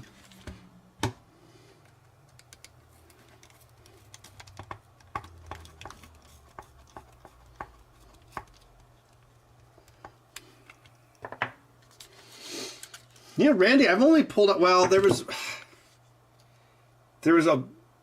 like a snowfall, but it kept snowing for like a day and a half. So I technically pulled the blower out 3 times, even though it was one storm. So far I haven't had too much. And right now it all melted. Actually, I think that was when Bud was on the back porch, because it's actually kind of warm right after, well, you know, it was warm enough to melt after Christmas, but now, of course, it's January, so it's like super cold, cold and dry. There's like this Orange County refugee working at the bar, because his other buddy also was from Orange County. So this is his first Wisconsin winter, and I was telling him, well, the real trick is to get through January, because it's actually the worst part, because it's like cold. Lots of cold, or you might not see the sun for like a month. That's actually happened.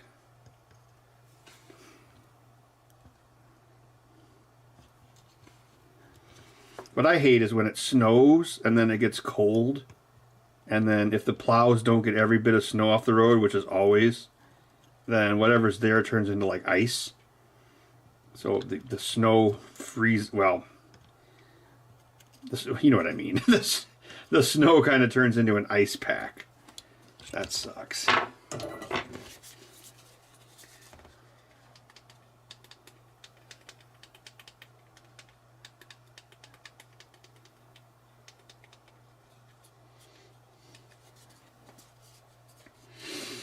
All right, I think we're ready for a test. Where is my cable? Oh, what is it, Bud? Is Jimmy stuck in the well?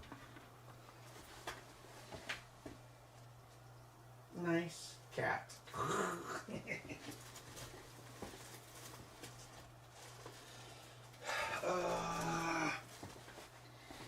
Where did that cable go? Is it here?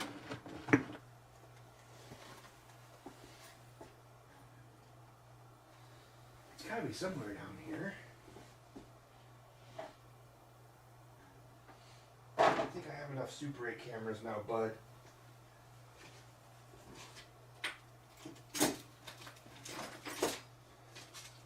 Here we go, Bud. This is a good label for you.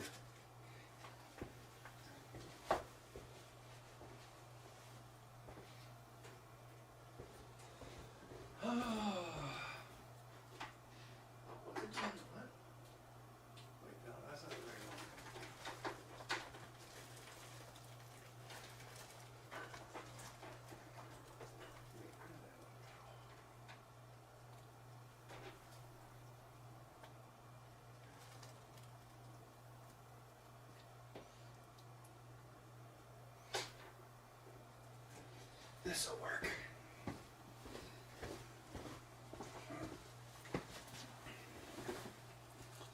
Wow, this is a long one. Oh, that's really long.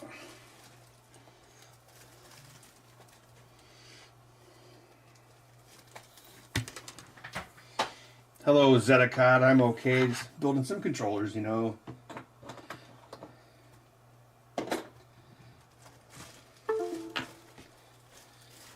Free-flowing Oxycontin.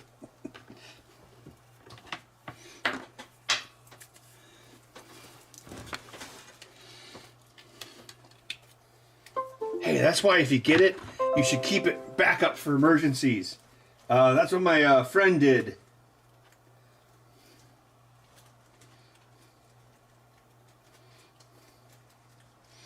The magnetic field around the Earth is weakening? Uh-oh. Better call what's-her-face. Are you trying to eat the Pepsi sticker? Ah! A killer cat! Are you a killer? Ah! Eat, oh yeah, eat that! Mmm, delicious.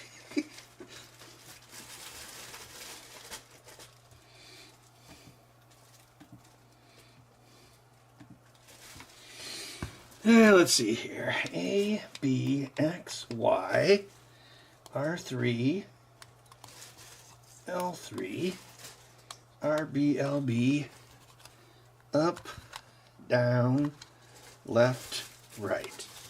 Good to go.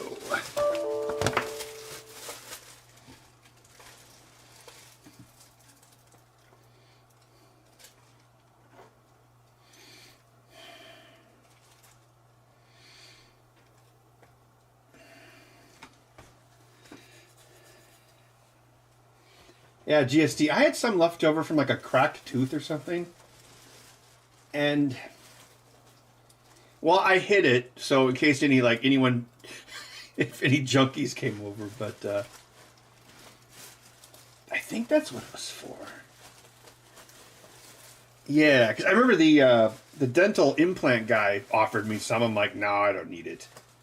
I was like, that implant was nothing compared to that wasn't that bad, but when my when my kidney stone thing happened, I was like, all right, time to open up, time to time in case of emergency break glass.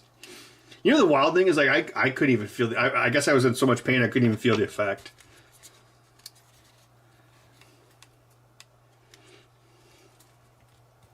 And they what did they give me? They gave me super ibuprofen, I think. Like IV ibuprofen. Karen. I don't think Karen was into that.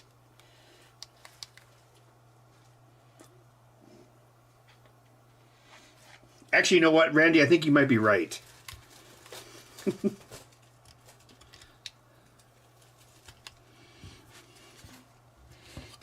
Well, and also I think it's pee time. But don't worry, I'll go upstairs. Okay, bud. Guard the basement. Pause. Are you a good cat or are you an evil cat?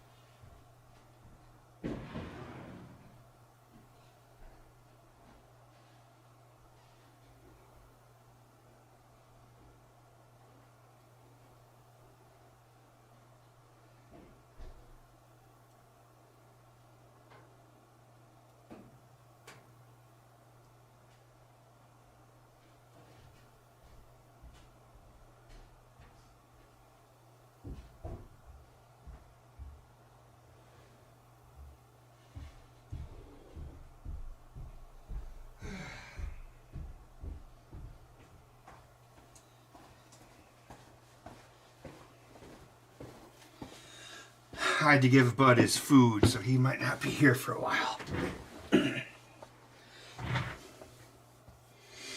We have the tools. We have the talent. Oh, crap. Prostate cancer?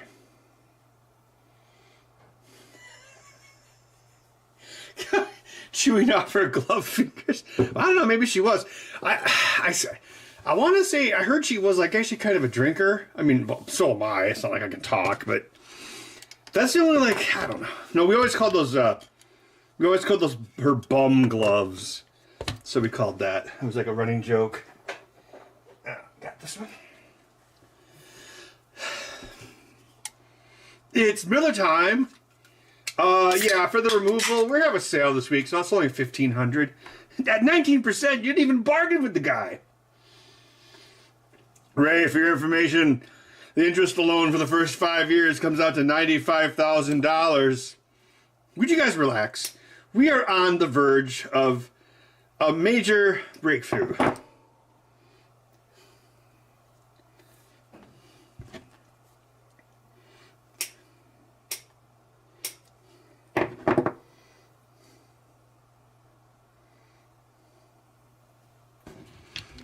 Yep, you got here just in time for the face off to happen.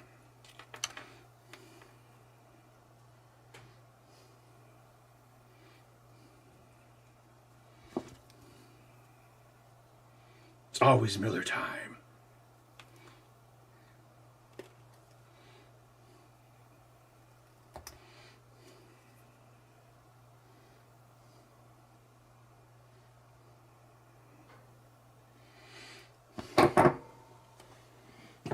Would I easily be doing that? I don't know.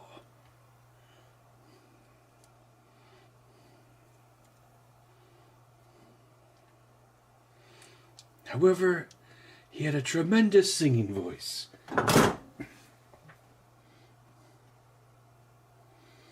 Optical mouse sensor being built into the rail. Well, it's just going to be an overclocked switch. Optical mouse sensor. So what, you would move the Joy-Con around like a mouse?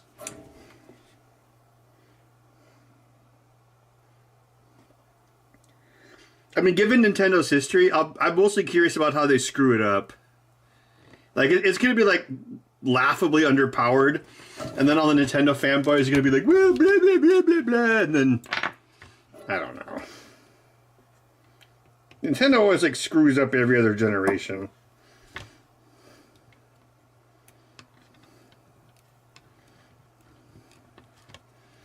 I mean, when was the only time they didn't?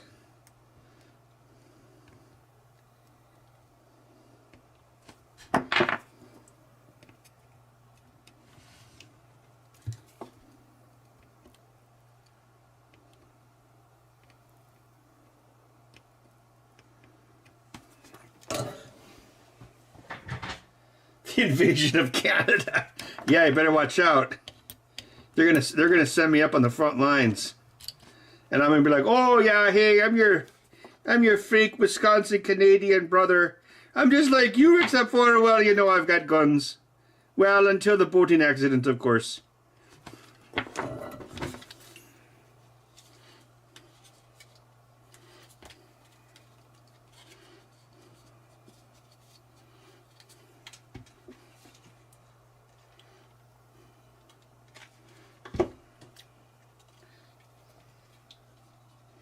Yeah, GameCube was great.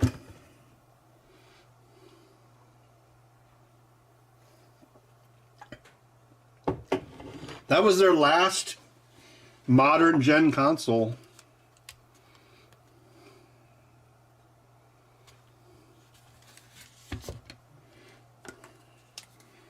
Power PC chip. Of course, they gave it a weird controller. And had the mini discs, which meant it had half the capacity of its competitors.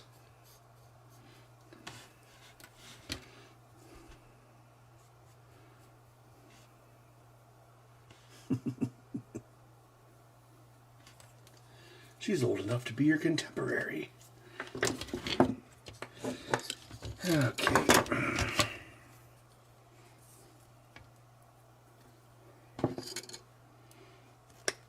Oh yeah, there was a rumor of that, wasn't there? A Sony portable.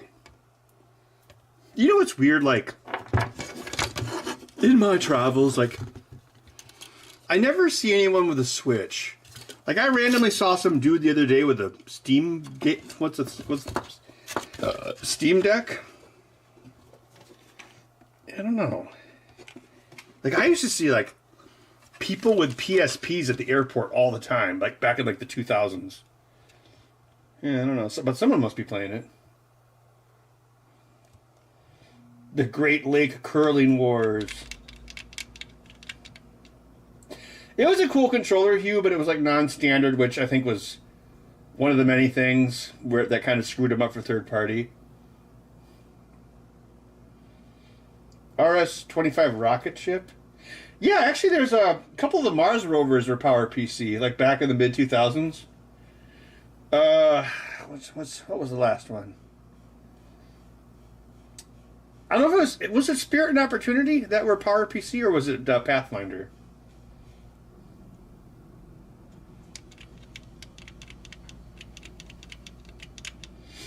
Why isn't there an Indiana Jones prequel about his father running around the planet being an early Sean Connery? Yeah, I don't know. Maybe there should be. Oh, I hope they make another game and then have his father in it. Yeah. Hey, Microsoft, if you need anyone to do the voice, hit me up.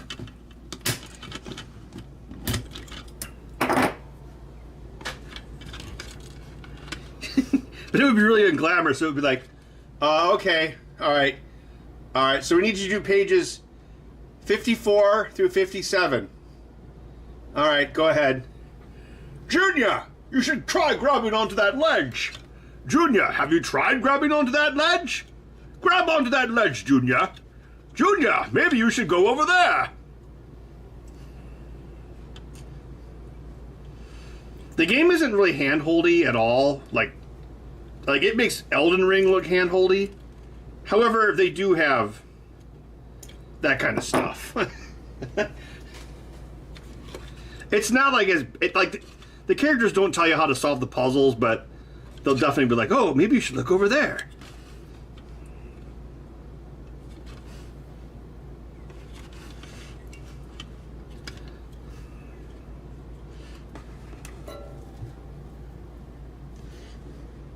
Yeah, I remember that. Yeah, I remember watching the Young Indiana Jones TV series, because that was that was in the early 90s, and it was on ABC, I want to say. And they had a couple different time zones, so there was like, or time zones. They had like Indy when he was like 10, and then I think when he was like 15 maybe. And it was kind of Forrest Gumpy, where he'd be like, you know, he'd like be meeting people like, I just met the Dalai Lama or something like that. I remember it being okay.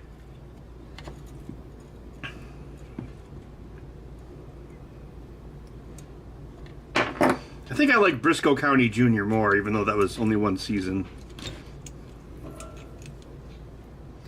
For some reason, that show had a similar feel. God, was that on Fox? Oh, I can't remember.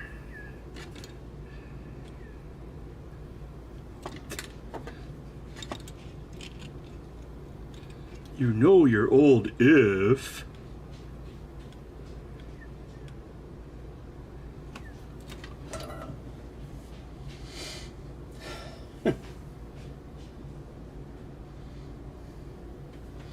Yeah, Jay, I would highly recommend it. I had reservations going into it, and actually a lot of the things I was worried about are still in the game, like the stealth and the faces don't look very good, but it absolutely 100% nails the feeling of Indiana Jones, and that's why it's a success. Well, it's also the game has like some wonky stuff. Like the AI is like, or the stealth is like almost like laughably dumb, but it's like it almost kind of has to be, otherwise the game wouldn't be remotely fun to play.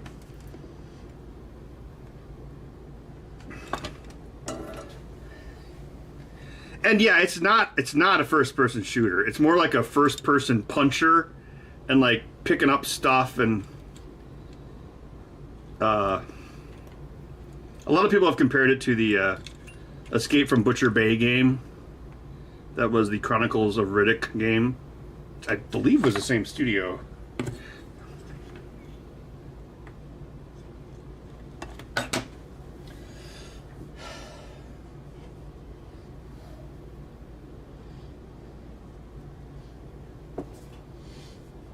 Oh, not anymore, Jay. I haven't had cable in probably like, oh God.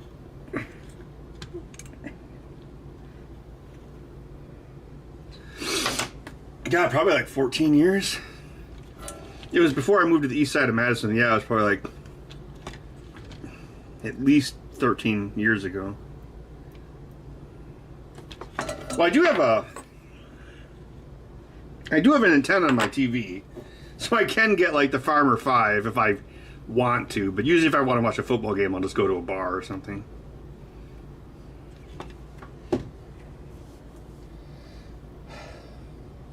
Yeah, that's true, Maritime. It's just kind of like almost like ridiculous in the Indiana Jones game. It's like, oh, I'm crouching. That means I'm invisible. But it's also kind of fits the theme where it's like, oh, I'm going to sneak around a corner and I'm going to beat up this guy, and my punches sound like explosions. And this other guy 20 feet away has no idea that I'm doing it. So, yeah, in a way, the unrealisticness fits the theme. But yeah, there's just so much depth to it. It's insane. Like, I was like backtracking this area trying to like solve a puzzle or something. And I'm like, oh, you can crawl under the building, and then there's a secret under there, and that, like, every like location, there's like usually at least 3 ways to sneak into it. It's really deep. It's like really deep. Like you have what is it? Like when you're in the Venice location, you have 3 different outfits. You can be Indiana Jones, you can be a priest, or you can be a black shirt. And depending on what outfit you have on, so like if you're a Mussolini bro, you can pretty much go anywhere, but the captains can see through your disguise. And the game doesn't put a big arrow on the captains. You actually have to be like, oh, that guy's got a hat on, and he's giving orders to other people. He's probably a captain, so I can't let him see me. It's like that. But then you're like, oh, okay, well, I snuck through this one area as a black shirt. Now I have to change into the priest to go to this other area. And then when you change costumes, you can't do it in front of people. And he'll be like, no, I can't let people see me. Well, and on top of that, there's a perk called Lucky Hat. You have to unlock it, but it's pretty early on. So, like, if you get killed in combat, you're, like, crawling around on the ground. Everything's black and white, but you have, like, a 5-second window. If you can crawl to your hat and put it on, it gives you a respawn at, like, low health. But that only works if you're dressed as Indiana Jones. If you're the other costumes, you just die. And yeah, it's crazy. Like, I didn't realize this until like well after I beat the game. Is like Indy's revolver, you only can use that if you're dressed as Indiana Jones. But if you find the Nazi uniform in Egypt, it comes with a, what's that pistol they had? The Luger Parabellum or whatever. And then you can use that.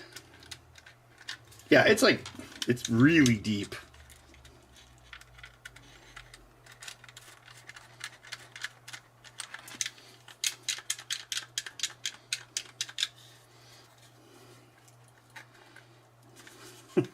Oh yeah, that was crazy at the end. Spoiler warning. It was kind of funny because like Indiana Jones and the evil Nazi archaeologists are like looking at these maps. Because of course there's the part where he's like, you and I are not that different. And then he's like, as you see, Dr. Jones, every flood myth in religion had blah, blah, blah. So they're talking about flood myths, but they're sitting next to the Noah's Ark. It's like, that was kind of incongruent, but whatever. I guess all of Indiana Jones is always like that. It's like, it's like, don't you believe in this stuff yet?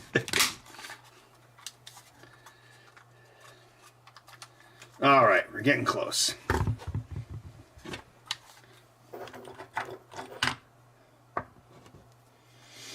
A bruise on Ben's face? I don't think so. Bud was beating me up.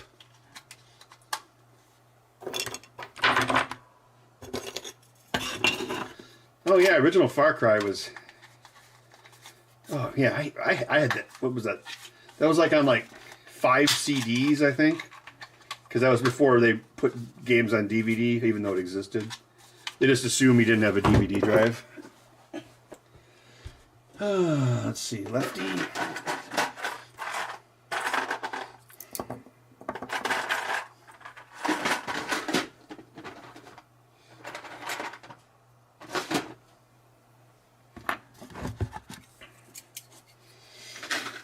New D-pad.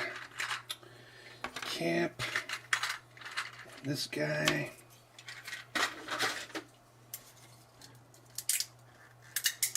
Emperor's Tomb? I don't think so. I didn't even play Fate of Atlantis because I couldn't afford a PC back then. Nobody could.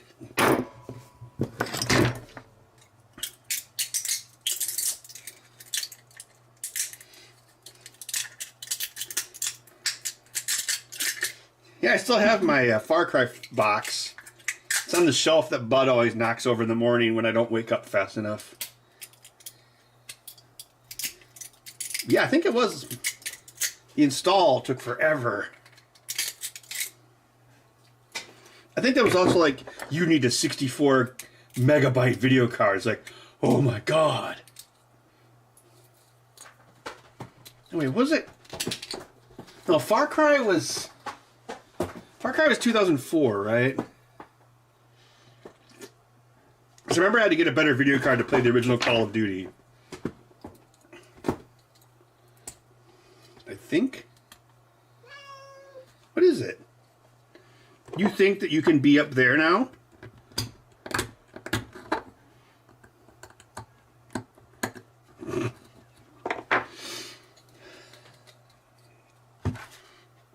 Yeah, so I was playing the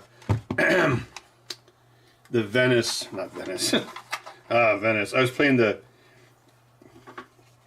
Vatican part of Indiana Jones last night, and I was trying to find like a lost cat. And the cats also don't look that good, just like the human faces. But I noticed the cat sound effects they had in the game sounded exactly like Bud, where it's like meow. Super annoying. I felt like I was playing the Bud Simulator, right, Bud? Bud Simulator.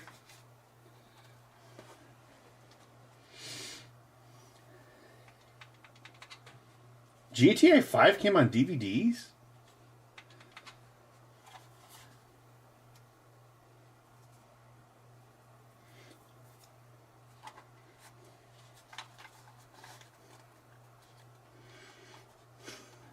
Hey, well, this glue dries. I gotta go grab my Far... I know exactly where the Far Cry box is because Bud always knocks it over.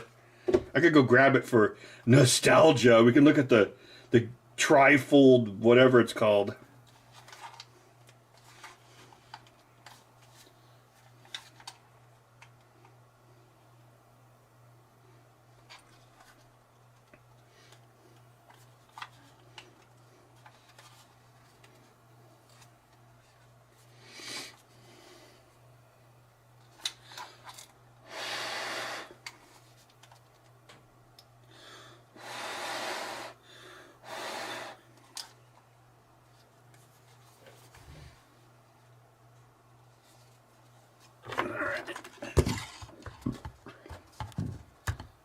Don't move, slime ball. I was talking to you, Bud.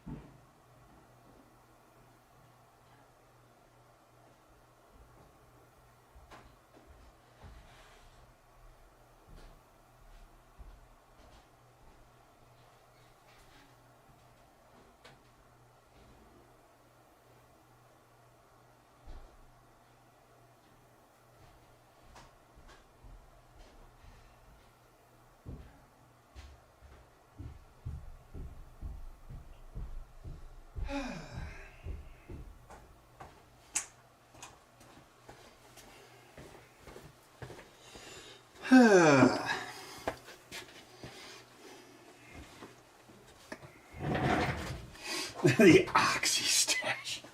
Yeah.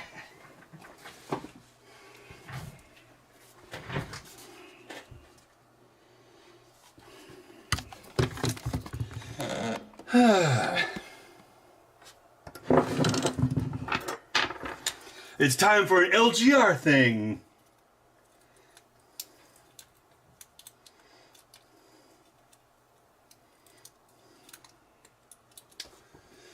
Let's see, which one is the oldest?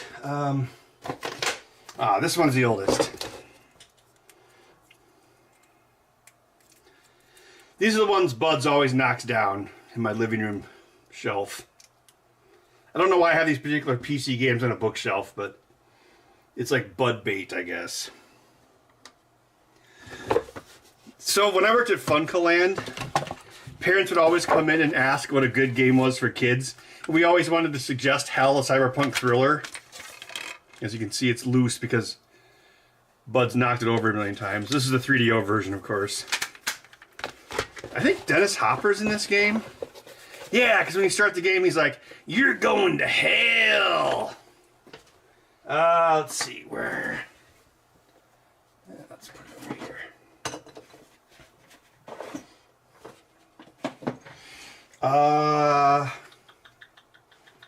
Okay, here we go.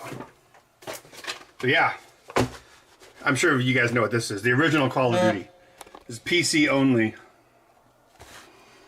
Oh yeah, this is the gatefold thing. Because before this, they had well, the original Medal of Honor was on the PlayStation 1. It was just called Medal of Honor. That was one from DreamWorks with Steven Spielberg as the executive producer. Then in 2001, they made Medal of Honor Allied Assault. And then, what was that? 2010 Games was the name of the studio? And they called themselves Infinity Ward, and then Activision bought them, or, well, Activision published them. Yeah, let's see. So yeah, this is the original Call of Duty. How many? It's just 2 discs? Yeah, it's just 2 discs. Oh no! You can dox me! This is a great game to play for Jim Halpert. Oh, look at this. I don't think this is... if this was like Mega Man, it would be worth money, but I don't think this is worth money. Because I think it sold pretty well. And as you can see, Bud has like beat the hell out of this box. Yeah, that was good. Yeah, it sucks about LGR. North Carolina. Oh yeah. So this is in the same shelf. Another gatefold. Oh look, Paradise turned evil. Paradise was lost. Oh yeah, it's Ubisoft was the publisher. This was the first game to use the Cry engine. I think, yeah, these weren't shrink wrapped in the store, because in the store you could do this and look at more graphics. Yeah, honestly, this was 2004, wasn't it? Yep. Yeah, look at this. I don't even remember how to open this. This is like quite the ordeal. So 1, 2, a book, 3, 4, and I think there's a 5th. Yep. So it's 5, yeah, 5 CD-ROMs. You know, I don't think I actually got a computer game on DVD until I think maybe BioShock, which I also have a box of. But yeah, see, Bud destroyed it. Oh, clear round stickers. The logic gate? I don't know. For some reason, I wrote it down for some reason. Oh, let's see. Oh, okay. Here's your childhood, right? Bud loves to knock this one down too. What's this?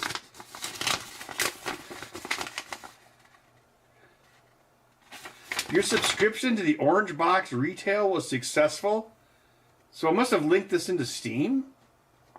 Oh yeah, this was probably the first time I ever connected Steam was for this game. Oh, this is a DVD-ROM. Okay. Oh, it's still on multiple. Look at this. It's more than one disc. Huh. So what would that be? It's a two-sided DVD, so it would be 4.7 times 2. That would be 9.4 times 2. It's like, what, probably just under 20 gigs. See, this is cat-proof. Yeah, it looks like it's just two. Yeah, it's 2 discs. Yeah, Orange Box was great. Man, I wonder what happened to what's-her-face's dad. Who knows? He's fine. Oh, I thought I had Battlefield 2. This is just expansion pack. Oh, here's the money shot. Bad Company 2. This game is the bomb. This game is so great. Oh man, this game was great. See, I think on like Origin, like you can like link it so like you don't have to. You can actually reinstall it without the disc now. But they just closed the servers for this like what? Only like a year or two ago. This game is now finally dead. Oh man, this is such a great game. Because you can go around, you can blow up everything. So much fun.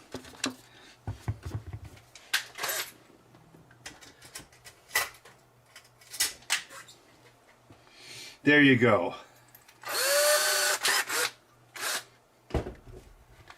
He'll play the games from your past. He'd rather eat a buffalo who had a diarrhea thing in his ear. Then he'll hire some company to write all of his scripts for him. He's super busy with his family. He only makes 1 or 2 videos a year. Yeah.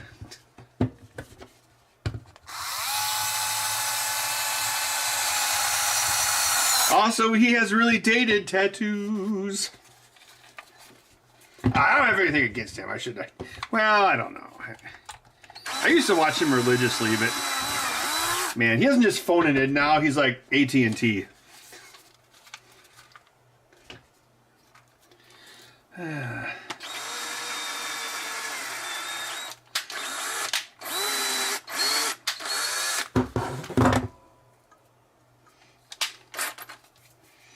Nursing homes will be filled with old men swearing in COD lobbies. Yeah. There'll be old men swearing in COD lobbies, and Goodwills will be completely filled to the rafters with those one-up arcade cabinets. Like how, like 20 to 30 years from now, there's all these like kids. You'll be like, oh my God, why did Grandpa buy so many of these things? Well, you know, it was the dementia, dear.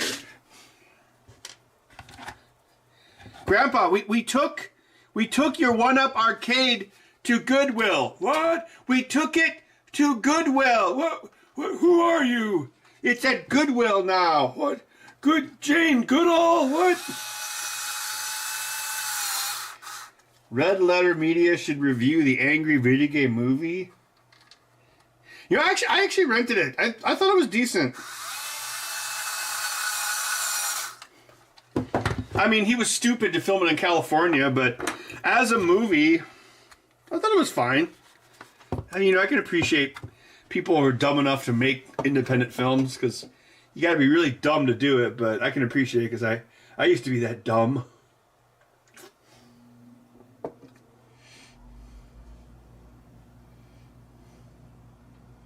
Oh yeah, the fail horn. Yeah, the you are losing horn.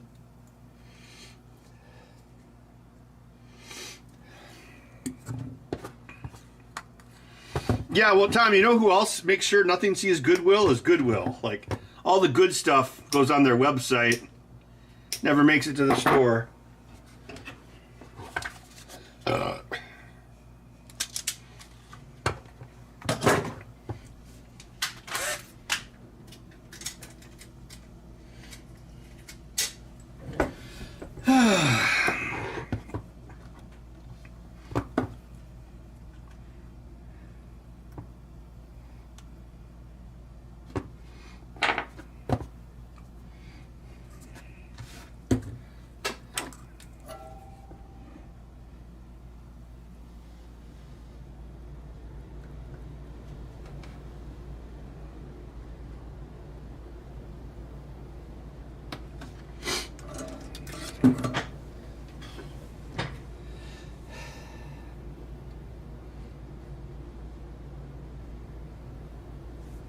Half-Life 3? It'll never happen. It's a myth. That'd be cool if it did.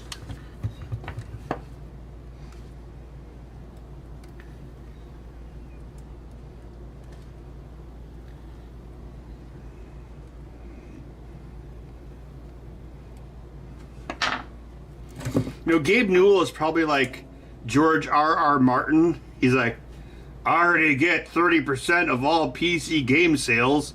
Why do I need to make Half-Life 3? But then some like crippled kid is like, please sir, may I have Half-Life 3? And he's like, I realize I was wrong. I need to make Half-Life 3, not for me, but for the children. That's exactly what... Oh crap, I forgot to put on the pots. Oh yeah, Nippics are the bomb. They can cut through anything.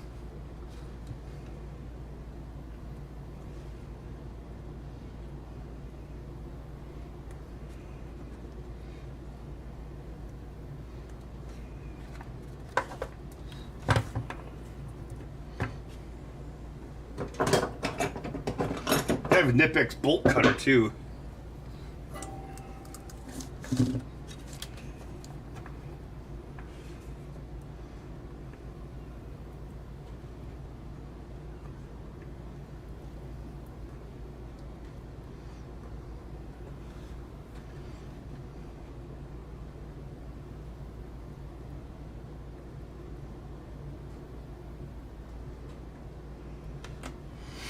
Yes, if you want the absolute best, like, angle cutters, Nippex.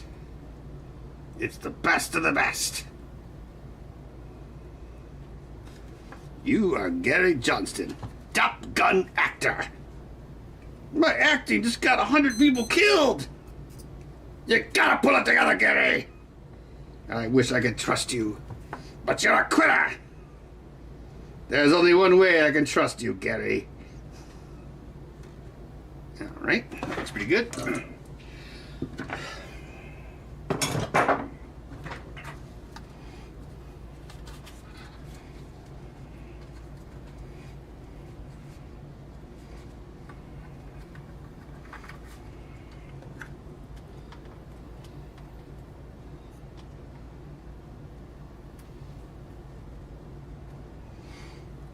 Yeah, it's kind of like that Nintendo lunchbox where it's here.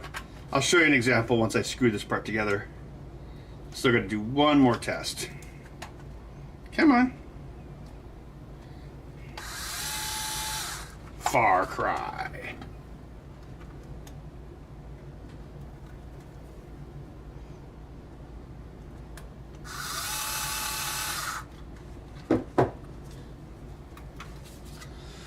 Okay, so this is obviously left-handed. So you're sitting down, you put this against your leg. So you push it that way, it goes like that. That's up. So up, down, left, right.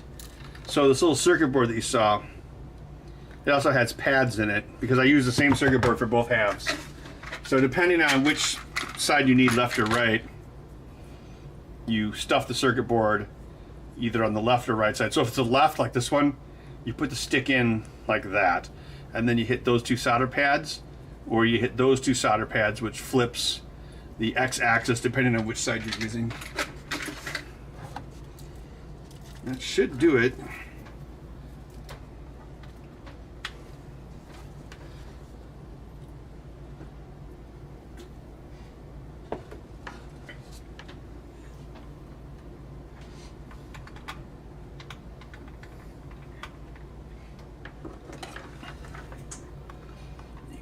Crank these over.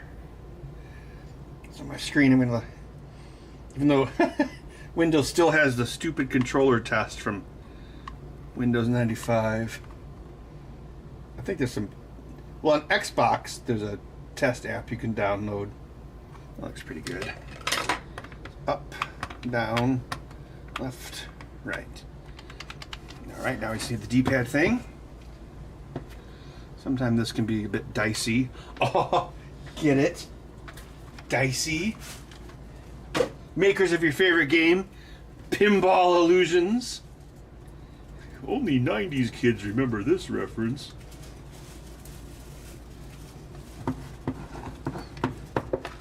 A whack-off machine connected. Yep, it's a whack-off machine. How did you guess?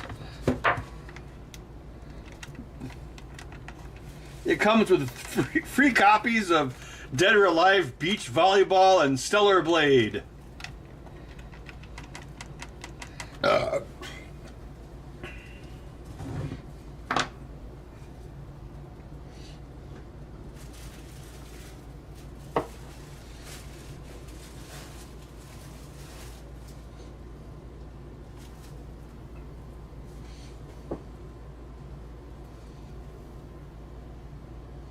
Are you a good cat?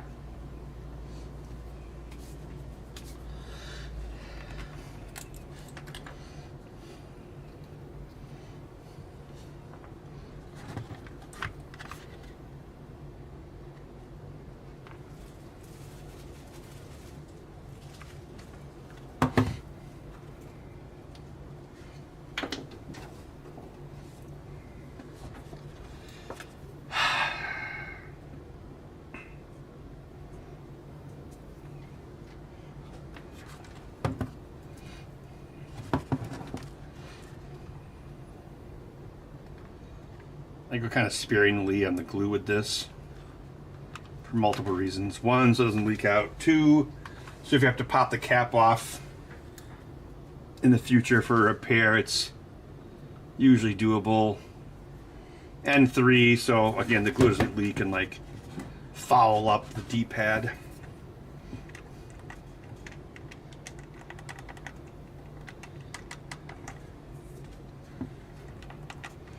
This is definitely one of the parts I would like to redesign.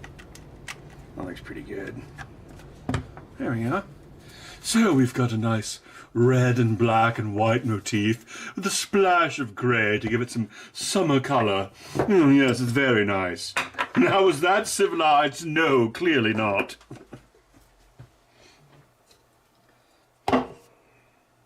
Bill of time. A severe weather streamer? Well, what cat is as cute as Bud? Do you know in the famous Kitten Jail music video, the cat in the thumbnail is not Bud?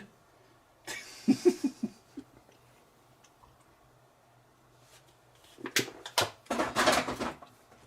thumbnail cat is actually the first cat I looked at that day. It was actually younger and cuter than Bud, but it didn't like me very much. Well, it didn't like me nearly as much as Bud did. I guess that was the difference. Because like when they brought... Because they were like, well, we've got another... Because I looked at that one. And then they had like this older cat. Well, not really older, but it was like a mom cat. And I kind of felt bad for it. But it was super scared. So I looked at like... I think at least 2 cats. Because a friend of mine was like, oh, they got a bunch of orange cats at the Janesville shelter. So this is south of Madison. Well, yeah, it was like cuter than Bud. It was also like a month younger, or it was like, it was younger. But then like, we have one more in the back, but he's sick. But if you want it, we can like bring him out. So they went in the back and they brought out Bud. And he was like super scrawny. Like he was like starving when they got him. I think he was like 4, yeah, he was 3 or 4 months old when I got him. And, but like so they put you in like this room to like acclimate to the cat, and like he immediately liked me. Like I picked him up and he started like kneading my chest and like purring. And I'm like, wow, you actually like me, unlike that other cat. Because cats never like me. Like Bud's the first cat that's ever like liked me. Because I was always a dog person, but for my like living, work, travel situation, right now a dog doesn't really work. So I was like, okay, well, I would like a pet since I have a house, and that's why starter dog. Yeah, I don't know. I think if I've gotten this far without another cat, I think it'll be all right. But he is kind of like zoomy in the mornings. Poor Bud. I think if Bud does get a sibling, it would be a dog. Would you like? You've only met like 1 or 2 dogs in your whole life, and your tail got all poofy. Oh, we get you a nice golden retriever. You would match. You guys would be best friends, even though you would absolutely hate them at the beginning.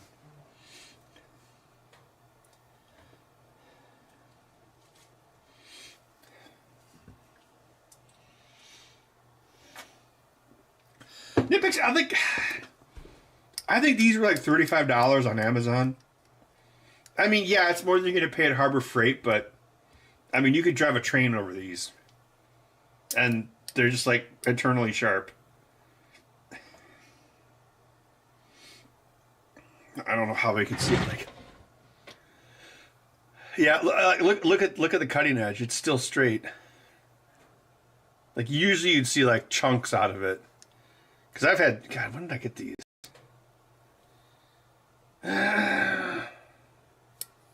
I can't remember. Probably like in the last 6 or 7 years. And there you go. Here's the secret sauce. Here is how we make tools in Germany, Dr. Jones.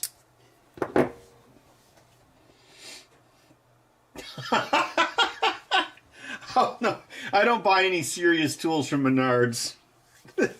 No. No.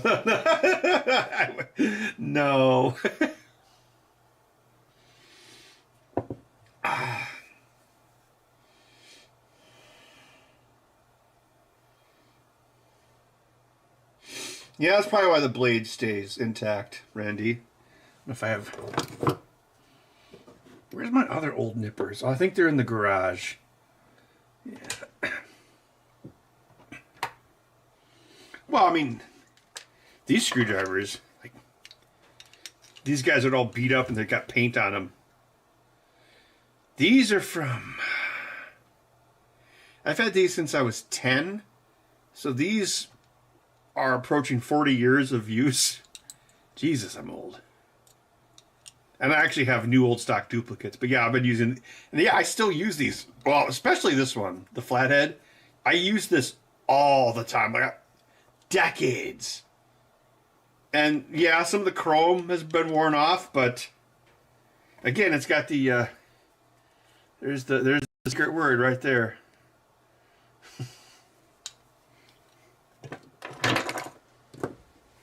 Oh no, I'm turning into AVE. Invade Canada. Yeah, I'm the new AVE now. Oh no, AVE guy. He is light years smarter than I am. I could never be AVE.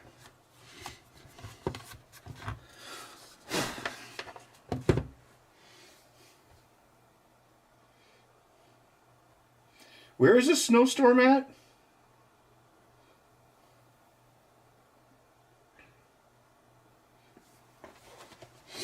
Yeah, blue car. I don't know. I can't remember how, but I fell down a rabbit hole. I think it was like just last night. I was on YouTube and I fell down a Mauser C96 rabbit hole.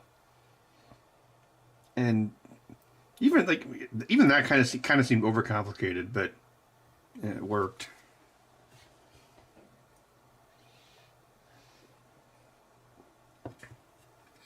Well, that's cool, Randy.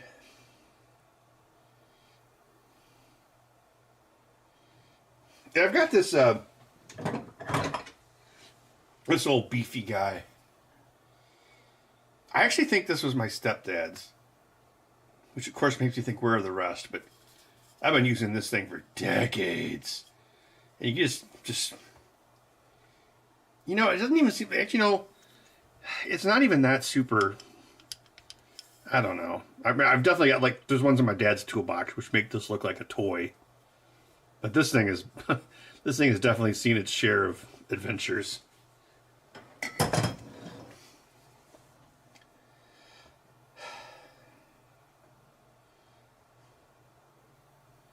Mid-Atlantic.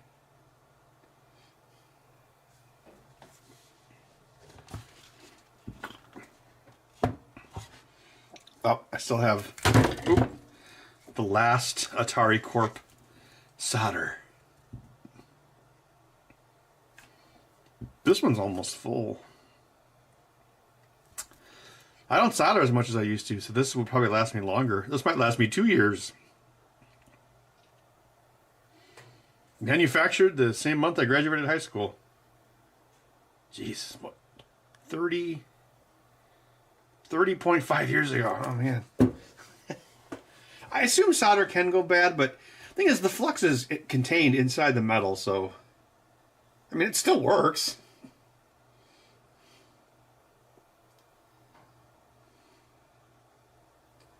What? Which tweezers? These? I think these are just like eyebrow pluckers from like Walgreens or Walmart or something. Probably Walgreens.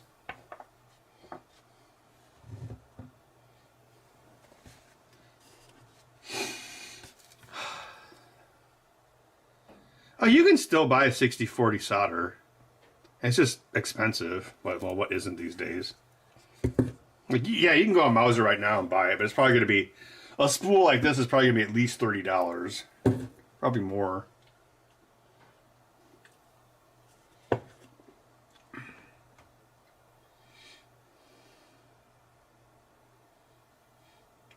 Yeah, Dragon, I was born in 1975. Oh yeah, 6337. I heard that's like some sort of like magical combination. Now I still have my old, well, actually, where are they? My really old tweezers, like from the original. It might be over here.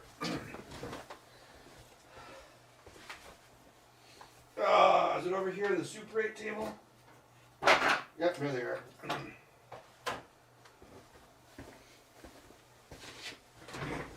Yeah, these are the OG. Like from the first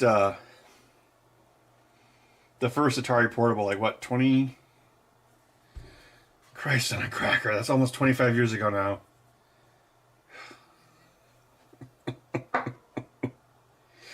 I don't use these as much because it's not as fine tip.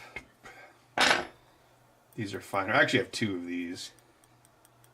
I mean, I've got all sorts of other fancy tweezers as well, but these are the ones I use all the time. Yeah, this year I will turn 50 myself. 2025. The year we make contact with the prostate exam.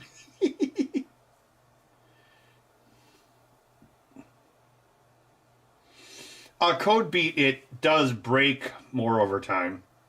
That's what caused all the failures with the first Xbox 360s. They were one of the first RoHS game consoles.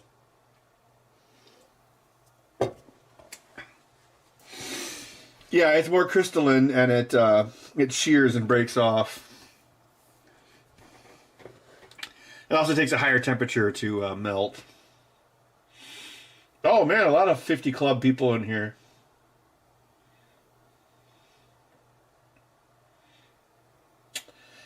Yeah, you got to hit it with a lot more temperature. Make sure this still works. Yeah, it's good. I should get more PCBs made. The PCB Way wants to do another project, but we're still trying to get Evil Dead shipped.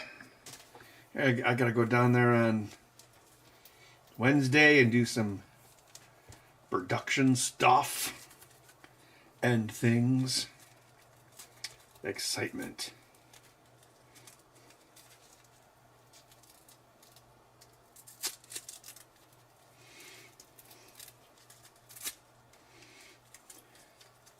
Yeah, I'm sure the doctor is going to gleefully say, oh, you need a prostate exam, just like he gleefully said I needed a colonoscopy like 2 years ago or whenever that was. The colonoscopy thing, I didn't see what the big deal was. It was easy. Just shit water for one evening and then they stick something up your butt. My biggest apprehension was when I was laying there and the nurse sticks the IV into me and she's like, well, I'm going to give you some fentanyl. And I'm like, well, what? And she's like, oh, don't worry. This isn't street-level fentanyl. This is good, clean fentanyl. And I'm like, oh, well, that makes it okay.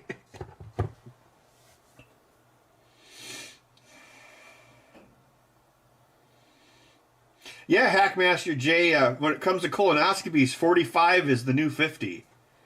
And I'm not even making that up. That is the new guidance.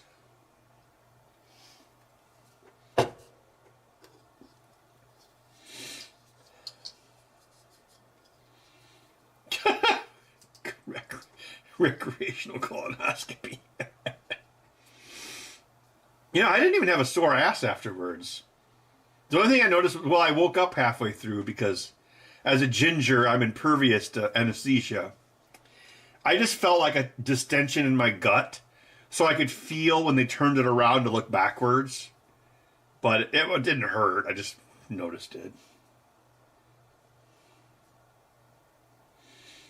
Your entire... Really? They all died of colon cancer?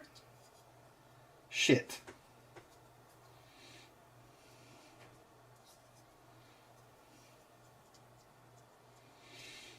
Yeah, GST, I could have totally drove home. I mean, they wouldn't let me, but I was completely lucid. By the time I put my pants back on, I was like, felt completely normal. Well, okay, so if they don't find any polyps, then you don't have to go back for 10 years, I want to say. Like, I think my mom just had one, and they cut off a few polyps, so she'll probably have to have another one. Well, shit, will she even live 10 more years? Well, probably will, but yeah. I think it's like 5 years if they see polyps, or like, yeah, because, you know, it could be cancerous. 48? Holy shit.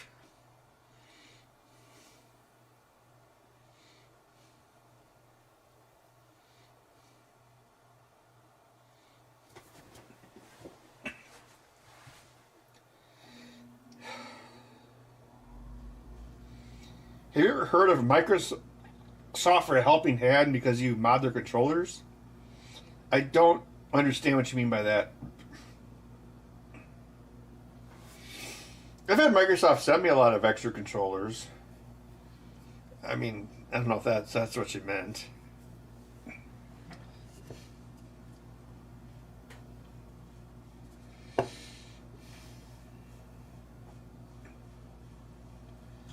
Eight polyps?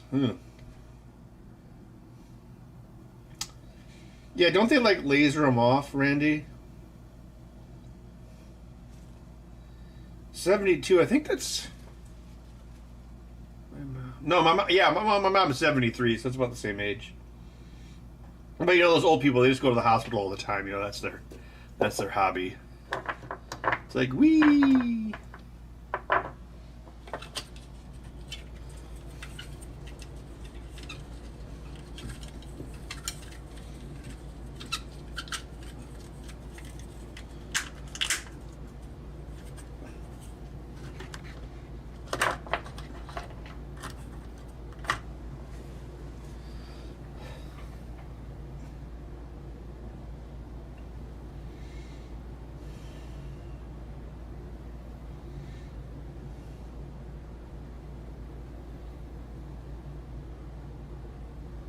Is colon cancer that common?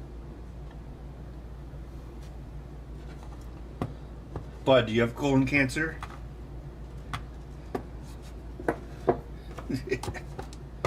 Bud and I both had urinary emergencies last year. Must be somebody in the water. It's that fluoride. The conspiracy theorists were right.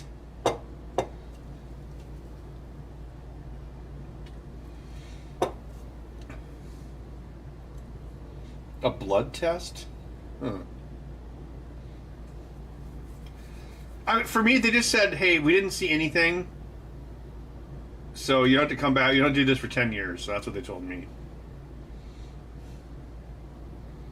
And the insurance company's probably like, woohoo!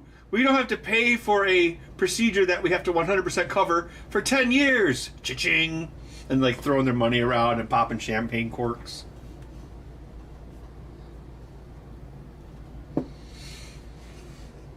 Oh, yeah, I've had Microsoft like has sent me like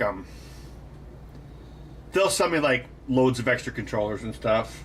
So, I mean, yeah, they're certainly aware of this stuff, and I've also done like testing latency equipment with them on many occasions. along with actually quite a few studios. And I can't remember where. I think it was at, I don't know if it was at E3 or there was some event, and I was hanging out with some Microsoft people, and the guy said, quote, "Oh no, we like you. You buy a lot of our shit." So, yeah. From my experience, Microsoft is like one of the least evil and more chill companies. So, yeah, you know. Actually, a lot of these, well, yeah, like, they sent me a whole truckload of controllers. And the main thing I did with them was I would I would harvest them for sticks, you know, sticks that weren't drifting.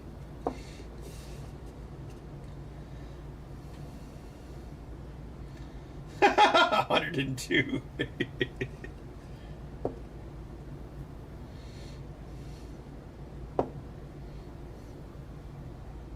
Oh no, GST. A colonoscopy is considered preventative care, so the insurance company has to pay 100% of it. So that's a good thing about Obamacare. And then they make up for that by only paying half of your ER bill, as I found out. Drifting like Felix. Yeah, I should see what Felix is up to. Yeah, like he'll send us these weird messages, and then he'll be like, "Oh, hey guys!" Like he'll either like randomly text me or Max, and then he'll send us these weird messages, and we won't know what's up. We have discussed this many times. Like posthumously, we're like, and by we I mean like Alice and Max and I were like, you know, I think Felix was probably like one of the many undiagnosed autistic Gen X people, and it's like, yeah, he probably was. But I mean, you know, hey, you know, like it. I think, yeah, well, I think like for like a lot of things like programming and stuff, it's a superpower. So, but yeah, sometimes he does have like weird messages. So I hope, as far as I know, he's okay. But yeah.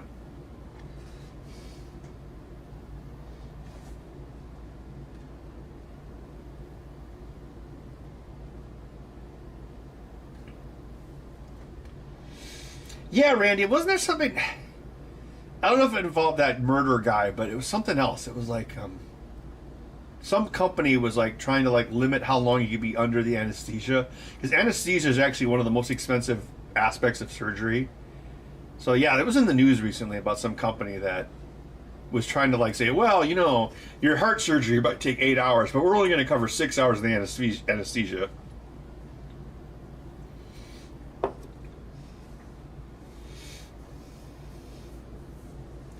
Yeah, Penny's computer book was very cool, Jay.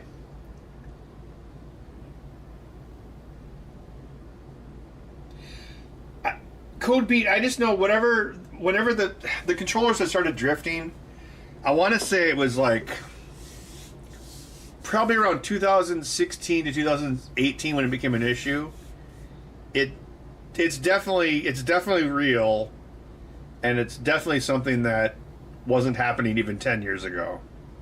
I think maybe they're just like using like thinner carbon, you know, the most common element on Earth is like, oh, we got to save money and have less of it.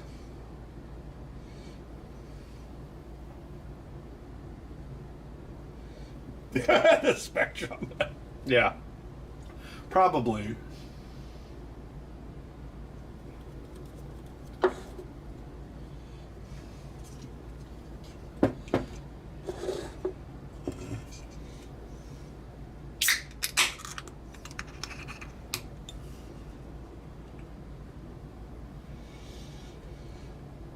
I just remember being in the news recently. I don't know if it was because of that murder, but... Or no, I think it was like... They were going to do that, and then that murder happened, and then they decided to not do it. They're like, oh, this doesn't look good.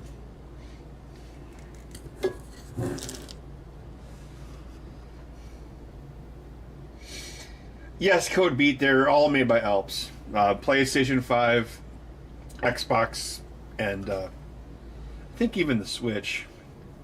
So yeah, it's not like it's obviously it's the premier stick company, but well, the thing that fails is not wrong drawer. Where is it? Where is it? I've got to get this guy back into action. The thing that actually fails is the carbon coating here. So this is a plastic potentiometer, and the wiper touches the inner and outer rings that are basically just carbon coatings on the plastic. And what happens in the stick drift ones is the carbon wears out or rubs off, and so that's the part that actually, it's not a mechanical failure, it's a carbon coating failure. I don't know if it's made in Japan. Probably not. Most of the stuff is made in China now. I mean, yeah, I guess I could be quite... Well, shit, no. Even like in 2016, I'm sure it was still all made in China. I mean, it's been a long time since like mainline stuff has been... Like, was even the GameCube made in Japan? I mean, that's probably China, wasn't it?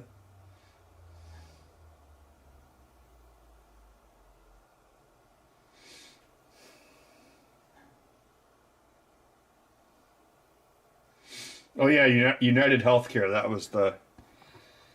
Yeah, that was the guy.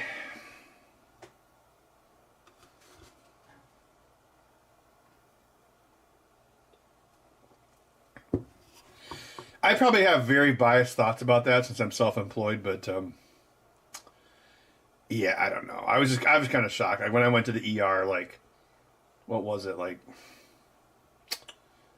I think I was there for 3 hours. Yeah, I didn't stay overnight. I was there for 3 hours. They wouldn't let me drive. Actually, yeah, they wouldn't let me drive me home because the lady was like, well, you said you popped an oxy, so technically you could still be under the influence. I don't know if that would happen, but whatever. But, yeah, so it's like, oh, okay, well, here's your bill, Ben. And it's like, wow, you really just like randomly expect people to pay like that much with insurance? It's like... Because it's for me, it's just like, okay, well, that's that much less money I'm going to save this year. But, you know, like, what if someone made a lot less money than I did and they had that same bill? It would be like, you know, like you have like $6,000, $8,000 deductibles. Like for a lot of people, that might as well be $1 million.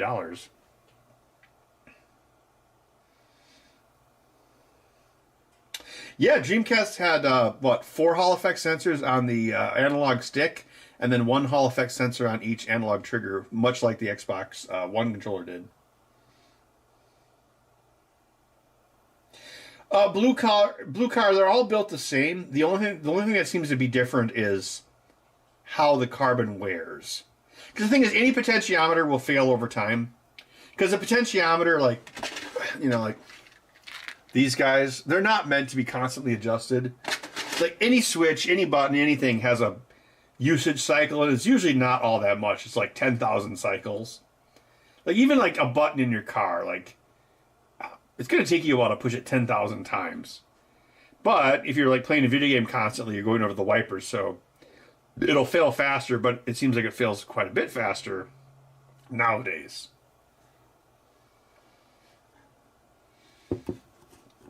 Oh, that's good, Megan.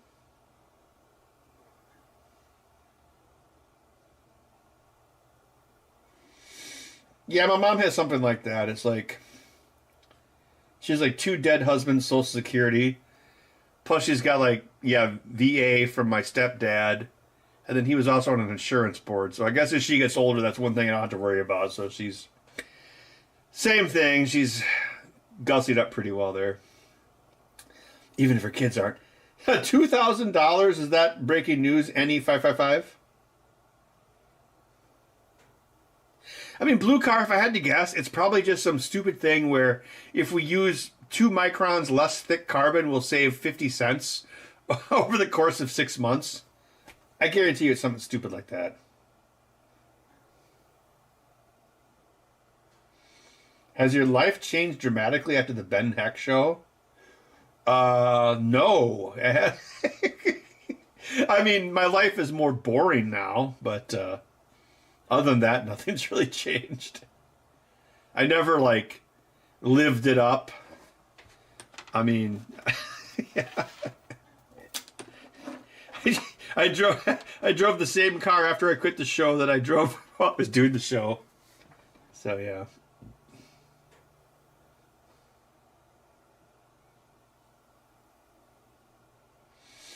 The same wipers. Yeah.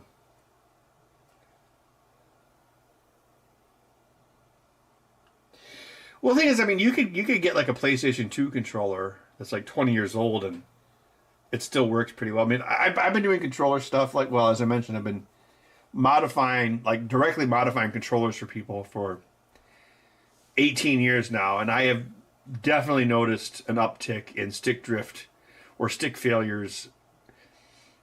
Definitely like in the last 4 years, and I think it's probably going a little bit longer than that. Like when I first started doing this particular design, I always thought that. I mean, I think about what's going to fail, right? I always thought that these would fail because I used to just have these like hand soldered before I got that flexible circuit board from PCBWay or wherever it came from. But no, the main failures are this. They do fail, but the number one failure of these is their sticks drift, and there's sticks drift. Yeah, then there's nothing I can, I still fix it for them. Like I'll scrounge sticks from other controllers, but it's beyond my control, sadly. But I mean, these break. But yeah, I would. It's just like when people used to email me about these. Like now they just, now people just like use the online form. But when people would email me and say, "Hey, I need a controller," like, oh god, a third of them was like motorcycle accidents. It was insane. So similarly, disproportionately, this is the failure right here. It's almost to the point where like, because usually like if I do these, like if something breaks like in a year or two, they'll just send it to me, and then I'll just fix it for free, and I just write off the return shipping. So the customer's cost is just shipping it to me. But yeah, after a while, it's like, well, yeah, I have to scrounge for extra analog sticks. Like you can buy like these are like Amazon Chinesium pots. You can buy these, but the throw is they'll work, but the throw distance is completely different from a real Alps stick. Basically, these throw faster, so you don't have to move the stick very much to get the same range. So they work, but the thing is, you can't mix and match those with real Alps pots.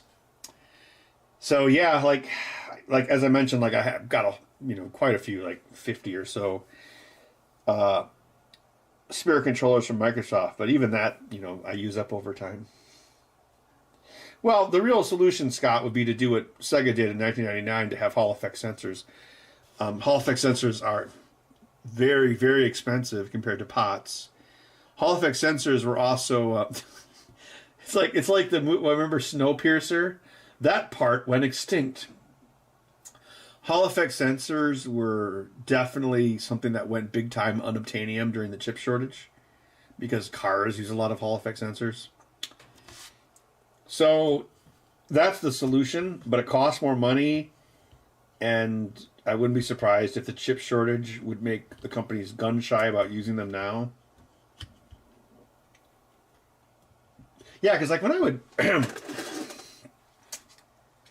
well, like now that's why I made these flex circuit boards, so I could use the existing Hall effect sensor. The reason I have so many of them is for years and years, I would just buy TOS 220 Hall effect sensors. Like, a TOS 220. Well, there was one in there. There he is. See.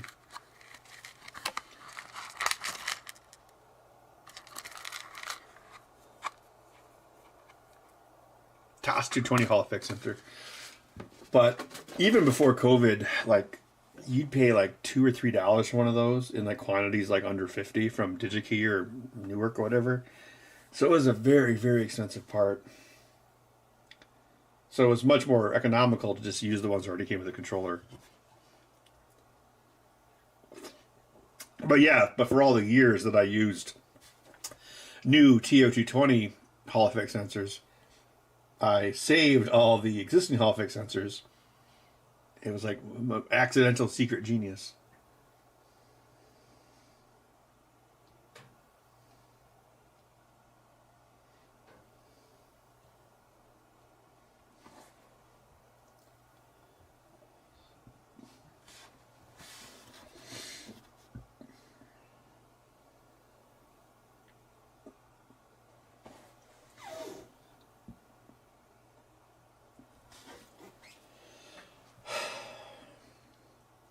Well, that's good, Randy.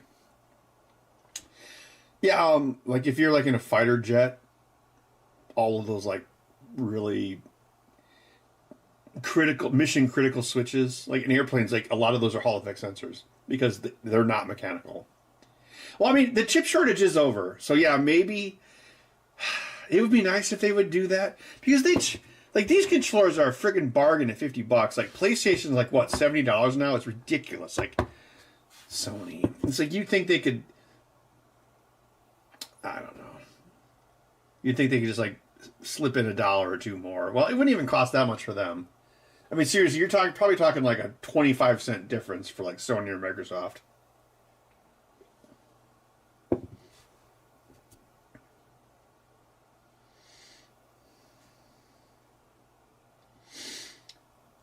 Oh yeah, he had that. Clint had that video about the mini computer, right? Like the Windows 95 computer or something. I saw it had a DVI port on it, so I figured it must be pretty retro. Well, actually, Holder B, x86 system on chips, well, not system, or single board computers are actually, they're using a lot of automation, so that's totally a thing. A Dr. Claw voice changer? Wasn't that was Frank Welker, right? I'm pretty sure it was.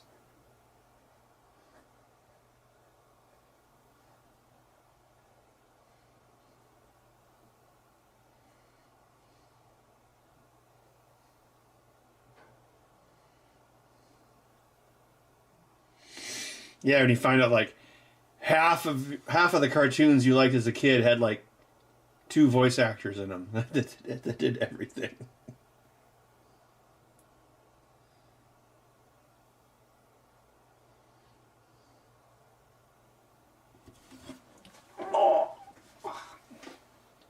Bud, are you being a sleepy cat? Sleepy cat. Oh, are you dreaming about fish? You don't even know what a fish is.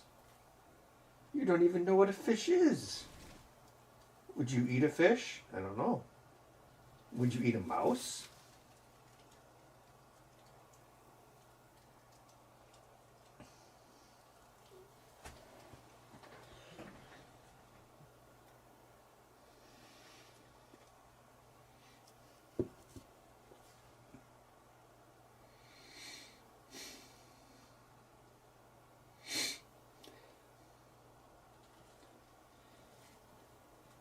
Oh, I put a Duke Nukem quote in the Evil Dead pinball machine. Since Duke Nukem stole lines from Ash, I decided that Ash would steal lines from Duke Nukem. So I don't know if anyone's gonna get the joke, but it's in there. EA Sports, it's in the game.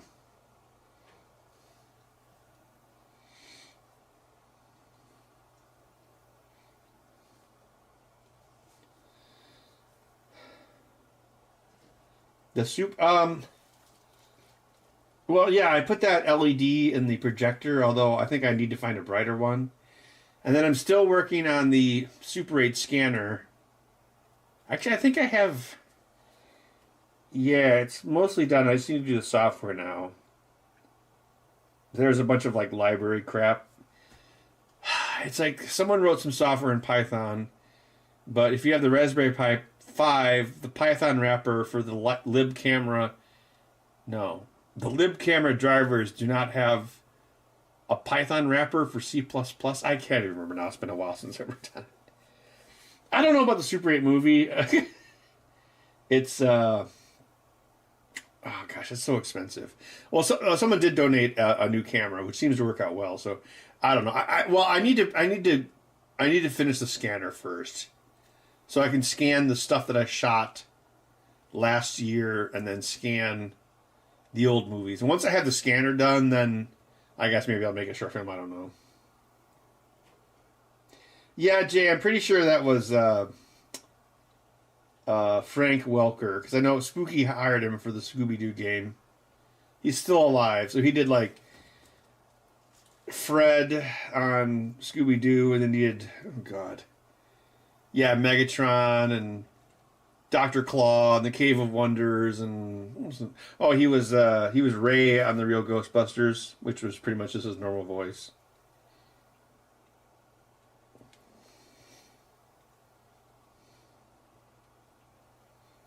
It's time to kick ass. Oh yeah, so They Live was also ripping off another movie? I did not know that.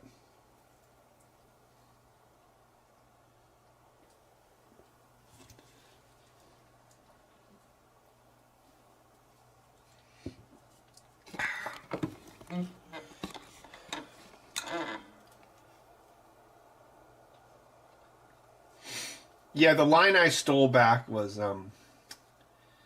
there's a certain mode where you're turning Ash evil, or no, you're turning him good after he turns evil. And for some reason they approved us to use Bruce's high school photo. And so if you get him good enough that he regresses to his high school photo, he says, "Damn, I'm looking good."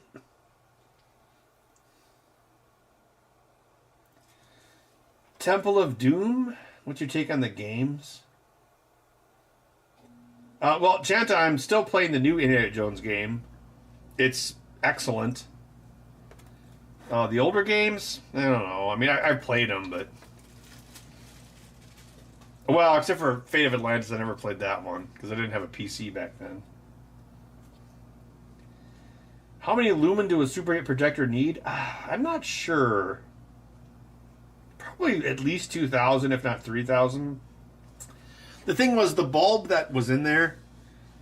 Well, there's two bulbs, and somehow they still worked.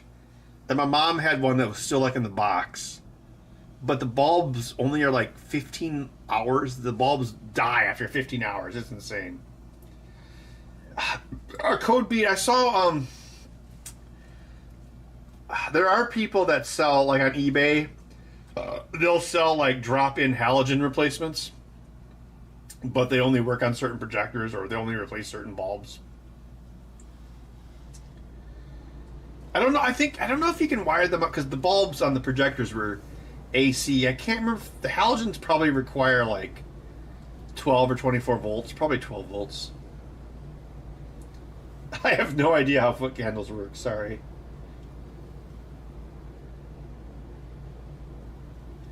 Five on the backhand side? Oh, okay.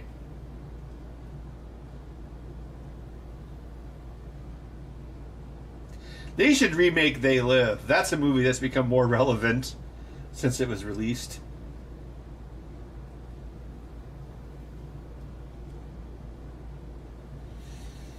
Well, I don't think they used to be expensive blue cars, just that they're obsolete. It's like, how many people are like looking for them? 12 volts AC? Oh, okay. So you had to get a transformer.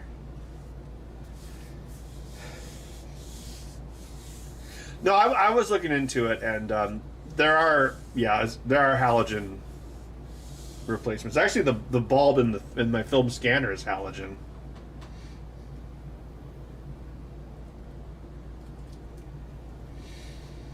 All right, well, I think I'm probably going to call it a night, but this went together pretty good, so yeah. 17 smuts and a furlong, yeah. The new Nosferatu. I haven't seen it.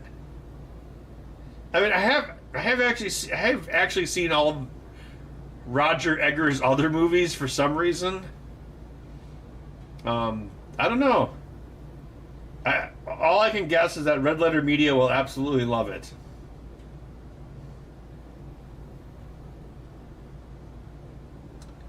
Yeah, I've heard about those, Tom. I don't know. I just thought it'd be fun to build my own.